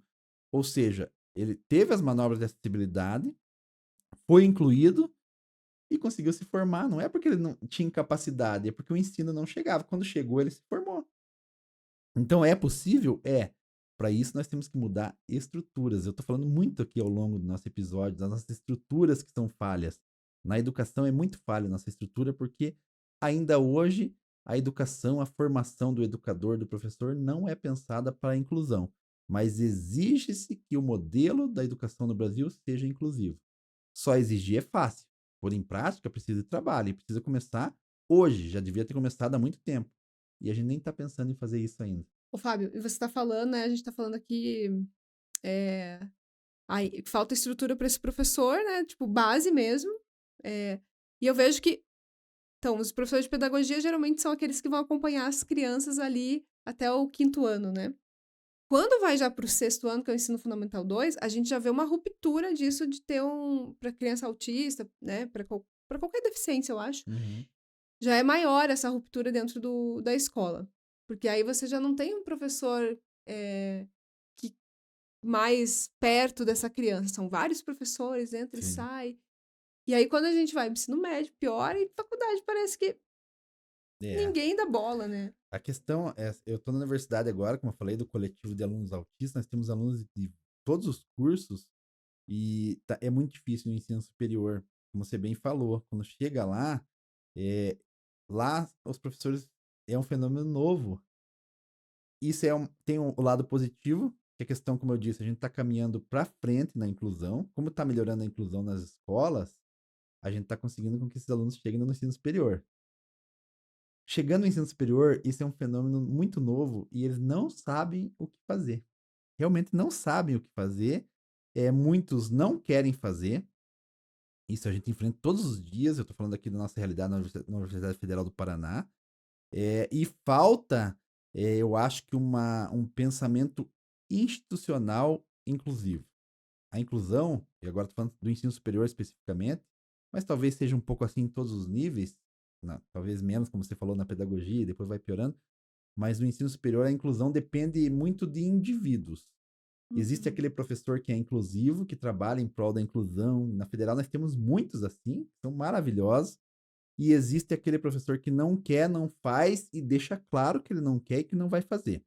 Aí que falta o institucional, falta a instituição entrar e falar assim: opa, não é questão de querer aqui.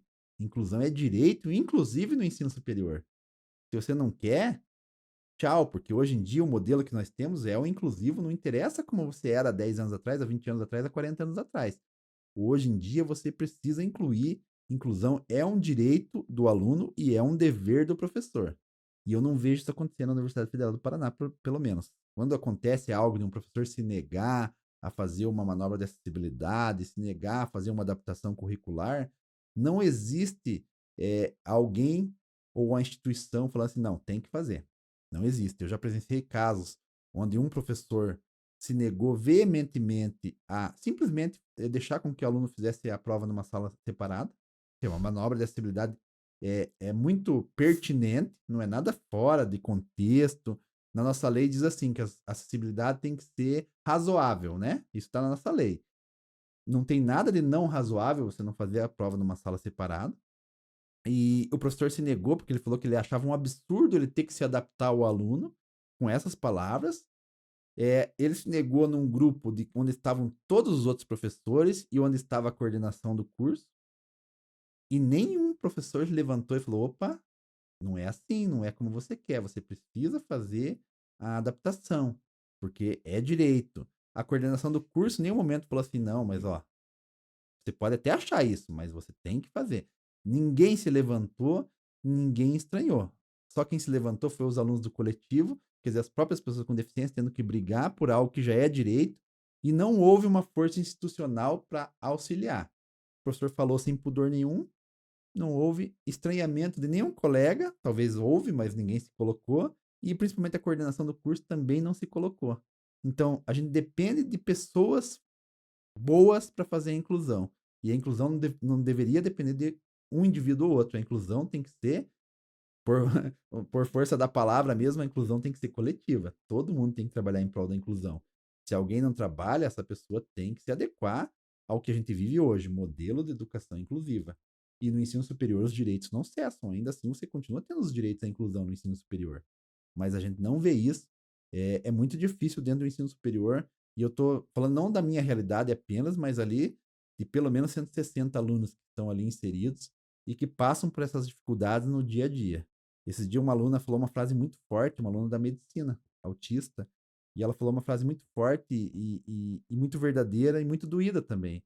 Ela falou que quando ela se formar, ela vai dizer que não se formou por causa da Universidade Federal do Paraná, que ela se formou apesar da Universidade Federal do Paraná. É muito forte, mas é real. Ou seja, você tem que estar lutando em todos os ambientes, né? Ter o Todos os ambientes. básico ali, né? Isso também prejudica a saúde mental, isso também prejudica o psicológico. E isso E cansa também, fisicamente, cansa tudo, isso, né, isso é uma Fábio? barreira. É uma Isso é uma barreira barreira. invisível que as pessoas não enxergam. Por que o outro aluno só vai e estuda e você tem que enfrentar mais essa barreira ainda, onde a tua condição de existência não é respeitada. E com uma manobra de acessibilidade muitas vezes simples, que é fazer uma prova numa sala separada. Esse foi um exemplo, mas tem vários outros que são simples às vezes de se fazer e que são negados puramente porque a pessoa não quer ser acessível. Eu só fui ter consciência mesmo que eu era uma pessoa com deficiência visual quando eu cheguei na faculdade. Cresci minha vida inteira tendo que copiar as coisas do quadro em Uhum. pé, do lado do quadro, assim, copiando. E aí na faculdade, um professor, eu acho que ele era no segundo ano, assim, que ele chegou pra mim com o material todo adaptado e falou: não, é um direito seu ter material adaptado. Porque eu nunca tinha tido aquilo na minha vida, né? Eu tinha que me forçar, tipo, Você enfrentou as barreiras a vida toda, né? sempre, né? E aí, quando eu fui pro mercado de trabalho, eu passei 15 anos numa empresa e nos 15 anos dessa empresa eu também não tive adaptação nenhuma. Eu tinha que eu criar as minhas adaptações e eu me moldar ao que eles queriam que eu fizesse. Aí só depois que eu fui para uma outra empresa, quando no primeiro dia eu cheguei lá e também tinha tudo adaptado para mim, eu pensei, nossa, é tão simples, né? Você ter coisas, no meu caso, que era baixa visão, ter coisas com um computador maior, um monitor maior, um teclado maior, as coisas todas. Tão simples. Mas depende muito do querer fazer, sabe? Querer fazer. E esse é o legal das pessoas entenderem da inclusão, é isso. A inclusão não é fazer tudo do jeito que eu quero. Não é. A inclusão não é fazer tudo em função do autista. Eu já ouvi isso. Ah, então Ah, hoje tudo tem que ser em função do autista. Daí eu falei, não, hoje tudo tem que ser em função de todos. Então a sim. inclusão, o autista tá a vida inteira tentando chegar lá. Só que eu não preciso ir até o fim. Se a sociedade, todo mundo vier até mim também, a gente se encontrar no meio termo, a gente consegue ver com a qualidade de vida. Só que o que acontece é que a gente sempre tem que tentar se adaptar. E o outro lado precisava fazer esse esforço também. Quando os dois lados se unem, como que a gente vai fazer para que fique melhor para todo mundo? Uma nova acessibilidade, se você parar para pensar, ela não vai dificultar nada para ninguém. Mas ela vai proporcionar com que pessoas que às vezes não conseguiam fazer algo possam fazer. Se eu trouxer para as outras deficiências, sempre eu busco fazer analogias com deficiências que a gente consegue enxergar mais fácil, as barreiras, porque facilita. Mas se eu fizer uma rampa para Uhum. que a pessoa chegue no segundo andar, essa rampa não impede com que ninguém suba ao segundo andar, mas ela proporciona com que o cadeirante consiga subir.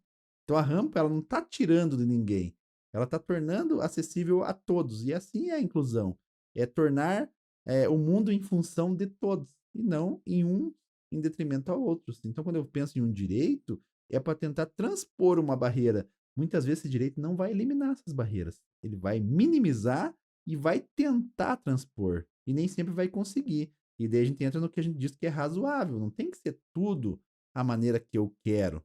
Mas tem que ser da melhor forma possível para que todo mundo consiga fazer aquilo, ir até algum lugar, ou ir e vir, ou fazer, ou chegar. É isso que é inclusão. Não precisa inventar muito. Precisa ouvir as pessoas, saber o que elas necessitam, saber as demandas, saber que essas demandas são dignas e a partir de trabalhar para que todo mundo possa chegar lá. Um direito que cabe a mim não tira direito de ninguém. Um direito a uma pessoa com deficiência não tira o direito de ninguém. E as pessoas acabam pensando dessa maneira. Quando eu falei no autismo, você jogar para o campo do gostar ou não gostar. Se eu perguntar numa multidão quem gosta de ficar na fila, ninguém vai erguer a mão, ninguém gosta de ficar na fila. Mas uma pessoa típica, ela consegue ficar numa fila mesmo sendo incômodo. Uma pessoa autista, muitas vezes, uma fila, por questões sensoriais, por questões de rigidez cognitiva, por questões de previsibilidade, pode impedir com que ela faça algo. Então ali tem uma barreira. E eu não estou falando algo passear só, que também é direito, cultura, lazer também é. Uhum. Mas às vezes uma fila pode impedir com que a pessoa marque uma consulta que ela precisa. Ela tem que marcar uma consulta e só por fato de ter uma fila e os estímulos do ambiente serem muito agressivos, ela não saber se aquela fila vai demorar 10, 30 ou 40 minutos, pode impedir com que ela fique na fila e ela não marque uma consulta. Então não é uma questão de gostar ou não gostar. A condição de existência, a maneira com que o corpo da pessoa funciona, o neurofisiológico da pessoa, pode impedir com que ela fique na fila, além de gostar ou não. E aí a gente entra no campo da barreira, da deficiência, e não do gostar ou não gostar. Eu acho que isso que as pessoas têm que entender para poder saber que as manobras de acessibilidade não tiram nada de ninguém, mas proporcionam acesso a muitas pessoas. Tu trabalha também com essa parte de ir nas empresas e fazer conscientização delas, de quem trabalha ali para lidar com as questões do autismo? Como que é assim, Fábio? Sim, eu estou fazendo muitos, muitas palestras em empresas, treinamentos, capacitação para atendimento ao público, e eu digo que eu tenho aprendido muito nessas palestras. Olha só, Uhum, porque a gente estava conversando sobre isso um pouco antes da gente começar aqui a gravação, de como a gente fala para dentro da nossa comunidade mesmo, né? A gente se uhum, autoconscientiza, conversa entre nós mesmos e a gente avança nos assuntos, ainda bem nos conceitos. E daí quando eu chego lá na empresa, que eu tô falando com o caixa do mercado, com o atendente do shopping, com segurança, eu tô falando e eu vejo, opa, eu tenho que dar um passo atrás e voltar, porque as questões ali são básicas, eles não entendem muitas vezes nada sobre o autismo. E de repente levanta a mão e vem uma pergunta é, lá do básico, da pessoa que nunca viu. E daí eu vejo a importância de a gente falar do fundamental. E quando eu falo com essas pessoas, eu aprendo muito, porque eu sei, eu aprendo como que a sociedade enxerga a minha existência, como que a sociedade enxerga o autismo. E, de novo, eu só repudiar isso não vai resolver. Então, a pessoa enxerga o autista como incapaz, não é maldade dela, é a visão que ela tem do autismo. E daí cabe a mim falar: olha, não é isso, é dessa maneira. É assim que eu trabalho com essa pessoa. Essa pessoa é assim porque o corpo dela funciona dessa maneira. E é muito lindo isso, porque são pessoas simples, muitas vezes, que estão muito interessadas e conseguem sair dali transformadas e viram multiplicadoras dessa informação. Ali a gente está furando a bolha. Quando eu vou numa empresa, uhum. eu estou furando a bolha, aquela pessoa vai virar multiplicadora da inclusão. Quando ela vê um colega, às vezes, cometendo um equívoco que ela já cometeu, que não foi por maldade, e ela fala: ó, colega, eu fui na palestra e vi que isso aí pode não ser uma birra, pode ser uma criança em crise. Que tal se, em vez de julgar, a gente for ajudar essa mãe? Isso é lindo. E eu vejo as pessoas simples anotando o que eu estou falando nas palestras. Essas minhas palestras devem estar batendo agora em torno de 8, 9 mil pessoas já. É muito pouco, né? Assim, a inclusão no Brasil, o Brasil é muito grande. Mas só que essas 8, 9 mil pessoas, elas tocaram a vida do pai dela, da mãe dela, do irmão, dos filhos. Multiplicou, isso vai multiplicando. Eu fiz essas palestras em empresas para atendimento ao público, a gente oferece um selo da nossa organização, a Onda Autismos, para essas empresas. Eu falo sempre que o selo é muito importante para a empresa, porque mostra que a empresa tem responsabilidade social, faz o marketing também da empresa, claro, mas é mais importante para a nossa comunidade. Quando eu chego no estabelecimento e eu vejo que aquela empresa tem o selo, que ela se preocupou com a minha existência. Isso é acolhedor, isso é inclusivo. Então, eu fiz em empresas, mercados, eu fiz agora no supermercado, na rede Festival, e eu faço questão de falar, porque são empresas que se preocupam. A gente treinou 700 colaboradores lá, agora acabamos de terminar. Fizemos em shoppings, fizemos em destinos turísticos, como a Ilha do Mel, o Parque das Cataratas, o Parque Vila Velha. Eu já fiz palestra para mais de 2, quase 3 mil policiais militares para abordagem de pessoas autistas, abordagem Isso. policial, mais de 3 mil, e continuamos fazendo essas palestras por todo o Paraná, que é muito importante, junto com o Major Walter, que é até sugiro que você convidar o Major Walter um dia para vir aqui no podcast. Acho que vai ser muito legal ele falar disso. Ele tem um filho autista, ele é major da Polícia Militar, a gente faz palestra juntos, já atingimos, como eu disse, lá perto de 3 mil policiais militares. Já fiz palestra para algumas centenas de policiais da Polícia Civil, tanto de atendimento ao público, que a Polícia Civil faz serviço, quanto abordagem policial. Então, isso a gente está saindo da nossa bolha, a gente está chegando na sociedade como um todo, a gente está conseguindo levar questões do autismo de uma maneira simples, porque ali eu não estou falando de maneira técnica, não estou falando de DSM, não estou falando de critério diagnóstico, estou falando como é existir enquanto pessoa autista, como é que isso se apresenta à sociedade, como é que a sociedade enxerga isso e como é que mitos e estigmas muitas vezes as pessoas têm, às vezes não são pelo que elas pensavam que era. Quando eu chego nessa pessoa, eu vejo que elas saem transformadas e o feedback que a gente está tendo é muito positivo. Você chegar naquela pessoa e falar, não agora que eu fiz a palestra, 2, 3, 6 meses depois, e ela falar, isso fez diferença na minha vida. Gestores de empresas, eu recebi um áudio essa semana do dono de um laboratório de análises clínicas, quer dizer, um serviço difícil para uma criança autista, uma pessoa autista. Dificílimo. Você tirar sangue, você fazer aqueles exames, e ele me mandar um áudio e falar assim: olha, Fábio, isso faz muita diferença aqui no nosso trabalho. As mães estão vindo, estão elogiando. Tá vindo gente de outra cidade para coletar sangue aqui no laboratório, porque faz muita diferença. E muito disso não onerou a empresa em nada. Foi atitude. Eu não preciso chegar lá e fazer com que a pessoa saia especialista em autismo. Nem vou conseguir e nem é a intenção, mas ela sair tocada, ela ter a sensibilidade de chegar e não saber, talvez, o que ela fazer numa crise. E ela não precisa saber muitas vezes, mas ela precisa saber assim: como eu posso te ajudar? O que eu faço para ajudar? Perguntar para a pessoa, para o pai e para a mãe: como eu ajudo? Essa sensibilidade é a coisa mais simples que tem. Basta você chegar nas pessoas. O ser humano, eu sempre digo, ele gosta de saber, ele gosta de entender. Então, quando você leva isso a ele, ele se sente bem. Olha, agora eu entendo de algo que talvez eu não sabia, que eu era equivocado. E olha, eu posso ajudar essa pessoa. E o ser humano gosta de ajudar. Essencialmente, o ser humano gosta de ajudar, ele gosta de atender bem. Ninguém está trabalhando e quer atender mal ao outro. E quando você atende mal, inclusive, porque você não sabia, você também se sente mal.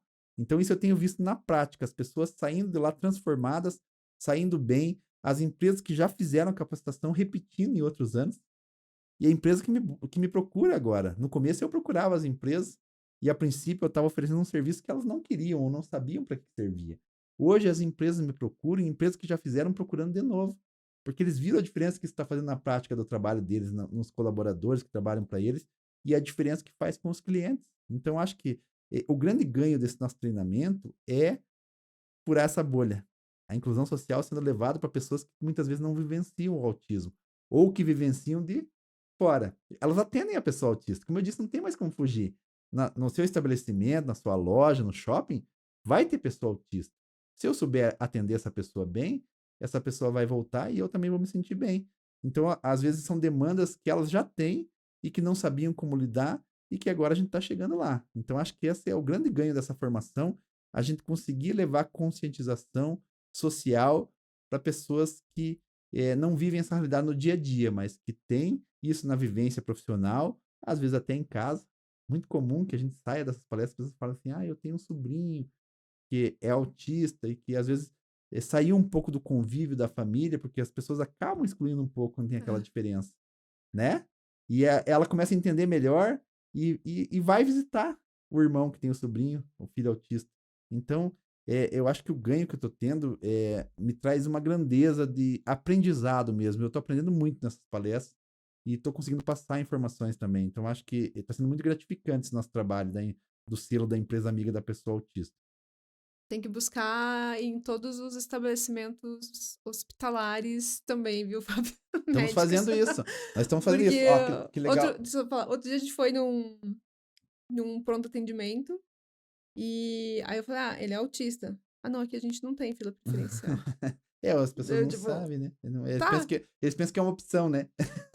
tipo, aí eu falei, tá, e daí não me deram. Eu fiquei na fila, Então, aí eu falei, veja tipo, só que ai, legal você gente. tocar nesse assunto.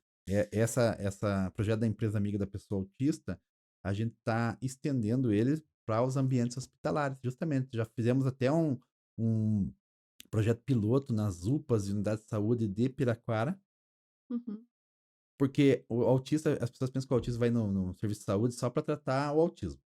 Não, fica Então, só doente, vou no né? psicólogo, mas o autista tem dor de barriga, o autista precisa fazer tomografia, precisa fazer uma cirurgia, Precisa ficar numa UTI. e precisa ficar numa UTI. E daí, quando você fala que os profissionais de educação não têm uma formação, imagina os profissionais de saúde, não têm formação mesmo. Eles não Não. sabem como atender uma pessoa autista dentro das suas características.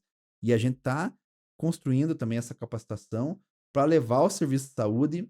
Como que eu vou medir a pressão de uma pessoa que tem sensibilidade sensorial, que eu tenho que apertar o braço? Como é que eu vou tirar sangue de um autista que tem uma sensibilidade muito grande? Que às vezes sente dor para cortar o cabelo, quanto mais.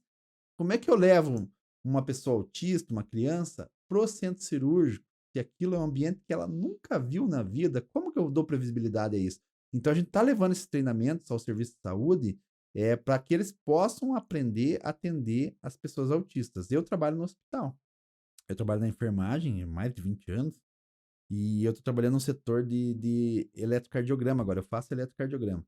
Esses tempos atrás, faz um mês, pouco mais, chegou uma mãe com uma criança autista de uns 8 anos de idade. E ela precisava fazer um eletro. E a mãe chegou muito tensa, como a gente conhece, que são as mães. Ó, não vai dar certo, não vai dar para fazer, não tem. Ela nunca conseguiu fazer até hoje, já precisou várias vezes, nunca conseguiu. E ela já tem 8 anos de idade e nunca fez, não tem como fazer esse exame. Eu passei algum tempo ali acalmando essa mãe, que às vezes é uma barreira também, 20 minutos. Vamos tentar, mãe, fique tranquila, vamos fazer. E ela até ficava na frente, assim, da criança, me impedindo de chegar a ter acesso à criança. Eu, claro, como entendo da situação, tive toda a paciência do mundo explicando para ela. Você pensa que um profissional que não tem esse conhecimento Tá com e tá com pressa. uma fila lá fora para atender, e às vezes pensa, essa mãe aqui me atrapalhando, e já não sai boa a relação. Aí eu expliquei para ela, vamos tentar fazer. E daí deitamos a criança, a mãe estava mais tensa que a criança. A criança tinha uma resistência ao toque. Como que eu colo eletrodo? Vários, são 10 eletrodos numa criança que tem resistência ao toque. Como que eu encho ela de fio e ela tem que ficar parada para fazer o exame, senão dá interferência. E eu claro, né, eu tenho uns desenhos que a minha noiva fez, tem um menino e uma menina no desenho. Eu peguei o desenho da menina e mostrei no desenho, falei: "Ó, a gente vai fazer um exame, um desenho do coração", quer dizer, um exame que era para demorar 2 minutos, demorou quase meia hora. E eu colei os eletrodos no desenho, mostrei para ela como ia ser, quer dizer, eu tô dando previsibilidade. Uhum. Mostrei pra ela como ia ser, coloquei os fios, falei: "Aí daí o tio vai apertar o botão, vai fazer o desenho e tudo mais". Aí eu deixei ela colar os eletrodos na mãe, colar no desenho, ela colou. Muito interessada, inclusive. Eu falei: "Agora vamos fazer no tio". Pus em mim, pra ela ver, que não doía. Aí falei: "Agora vamos fazer em você". E fui colando um no desenho, um nela, quer dizer, um processo demorado, demorou muito pra fazer o exame. Um no desenho, um nela. Conforme ia colocando o desenho, ia colocando nela. E ela segurando o desenho pra mim. Ali ela já estava interagindo, veja só, já tinha um vínculo. Fui colocando, coloquei. Aí eu falei, agora tem que colocar o fiozinho, igual o tio colocou no desenho. Coloquei nela todos os fios. Eu falei, agora nós temos que brincar de estátua, ó, ver, o desenho tá paradinho. Na primeira, ela ficou quietinha, eu fiz o exame. Todo esse processo. Na primeira vez. E ela, a mãe dela falando, não, tem que sedar pra fazer, porque senão ela não faz. Só que o exame era pra ver se ela podia usar sedação. Como é que eu ia sedar pra ver se o exame era pra isso? E ela fez o exame e a mãe saiu aos prantos chorando porque ela fez um eletrocardiograma. Quer dizer, uma coisa muito simples, exame muito simples. Esse eu tô falando de um exame não muito complexo. A mãe saiu chorando, agradecendo, e daí eu vi a importância que os profissionais saberem e que é Sim. possível. E aí aquela mãe saiu grata, chorando por causa de um exame simples, e eu pensei, não, a gente tem que fazer alguma coisa. A gente precisa treinar os profissionais, porque também não é maldade do profissional, a gente sabe das condições que as pessoas trabalham, muitas vezes, que nem você falou, a pressa e tudo mais. E assim, mas é possível. Vai ter casos muito difíceis que talvez não consiga fazer no primeiro momento, tem que fazer um preparo em casa, sim. Mas, no geral, é como eu falei, nenhum profissional ele vai precisar sair especialista em autismo, mas é possível com manobras simples, com dicas, que eles consigam atender de maneira mais digna. E se não conseguir, com que eles tenham a sensibilidade de escutar a mãe, escutar o pai, escutar a pessoa autista, para poder atender da melhor maneira possível. Que nem sempre a melhor maneira possível vai ser o ideal, Uhum. mas a melhor maneira possível. Então a gente tem essa formação na nossa organização, estamos proporcionando, já como eu disse, fizemos esse projeto piloto em Piraquara. Final do mês, provavelmente eu vou fazer no Hospital Municipal de Foz do Iguaçu, que a gente entrou em contato com todos os funcionários do hospital. E a gente tem que chegar nesses serviços, né? E pensar no autismo dessa maneira, como você disse, além da bolha, numa estrutura social, onde eu não falo só de autismo para autismo, não falo só de autismo para tratamento do autismo, mas para as questões do dia a dia. A saúde é um direito, o lazer é um direito, a cultura é um direito, e tudo isso são bolhas que a gente tem que chegar. Porque o autista ele quer ir para o cinema, o autista quer passear no parque, o autista quer viajar para as cataratas, e o autista precisa e tem direito de ir no hospital, ser atendido dignamente, no serviço de saúde, não só na escola, como a gente já briga há muito tempo, em todos os âmbitos, porque a gente merece e quer estar em todos os ambientes, e a gente pode e deve estar em todos os ambientes. É isso aí. Acho que a gente abordou bastante coisas assim que acho que vai chegar nas pessoas que precisam assim mesmo, Fábio. A Eu, gente sempre acredita, né, que vai multiplicando isso assim. por isso que eu sempre agradeço muito as oportunidades que eu tenho de falar, e às vezes aprofundar um pouquinho mais no assunto, desconstruir alguns conceitos, alguns mitos, porque essa oportunidade que você está me dando de falar aqui é muito importante para mim, enquanto pai de autista, enquanto pessoa autista, porque pessoas vão poder ter acesso a uma informação às vezes mais apurada e que vai fazer com que elas possam respeitar mais essa maneira de existir, né? Então, agradeço você de novo. Deixo aí o contato da nossa organização, a Onda Autismos, tem no Instagram, @Onda Autismos. tem o nosso site www.ondautismos.com.br. Lá a gente tem muitos materiais gratuitos, temos livros, e-books para baixar gratuitamente e temos nossos projetos. Você quer levar o projeto para sua empresa, você quer levar o projeto para o hospital, público ou particular, quer conhecer nosso projeto de formação continuada para a educação, tem tudo isso no nosso site para a gente poder chegar em todos esses âmbitos, em todos esses ambientes. Procurem lá, sigam no Instagram, @ondautismos, e a gente fica à disposição de vocês. Fico sempre à disposição aqui se você quiser conversar, a gente está por aqui. Moramos na mesma cidade, né? É Legal. bem bom. E a gente pode conversar muito sobre muitos assuntos ainda. Agradeço novamente, fico muito grato mesmo que você tenha me dado esse tempo, essa conversa muito boa, que tenha me dado a oportunidade de falar, né, essas questões. E um abraço para todo mundo aí, precisando, a gente tá aí. Agradecer muito mesmo, Fábio, sua disponibilidade, né? Tô desde o começo do ano, acho que a gente tá tentando ali, hoje deu certo. Mais difícil é a agenda, né? Agenda. Mas muito obrigada mesmo. Eu mesma fiquei tocada com muitas coisas que você falou, assim, que me coloquei mesmo em situações que eu já passei por isso e que não tinham preparo dos profissionais mesmo. Então, eu acho que é um trabalho super, super importante, assim. Então, você me fala, inclusão é um caminho longo ainda para ela acontecer de verdade, né? Uhum. Então, obrigada. E está convidado já para vir outras vezes, tá? Obrigado, eu que agradeço. Tchau, tchau, pessoal. E, pessoal, obrigada para vocês que ficaram com a gente até agora. Reforçando aí, né? Dá um like nesse vídeo, compartilha ele com outras pessoas, se inscreve no canal. Tá, todos os links aqui do que o Fábio falou ali vão estar aqui embaixo na descrição do vídeo. E é isso, gente. Toda quinta-feira a gente tem um vídeo novo, às 8 horas da noite. Então, beijo grande e até a próxima semana.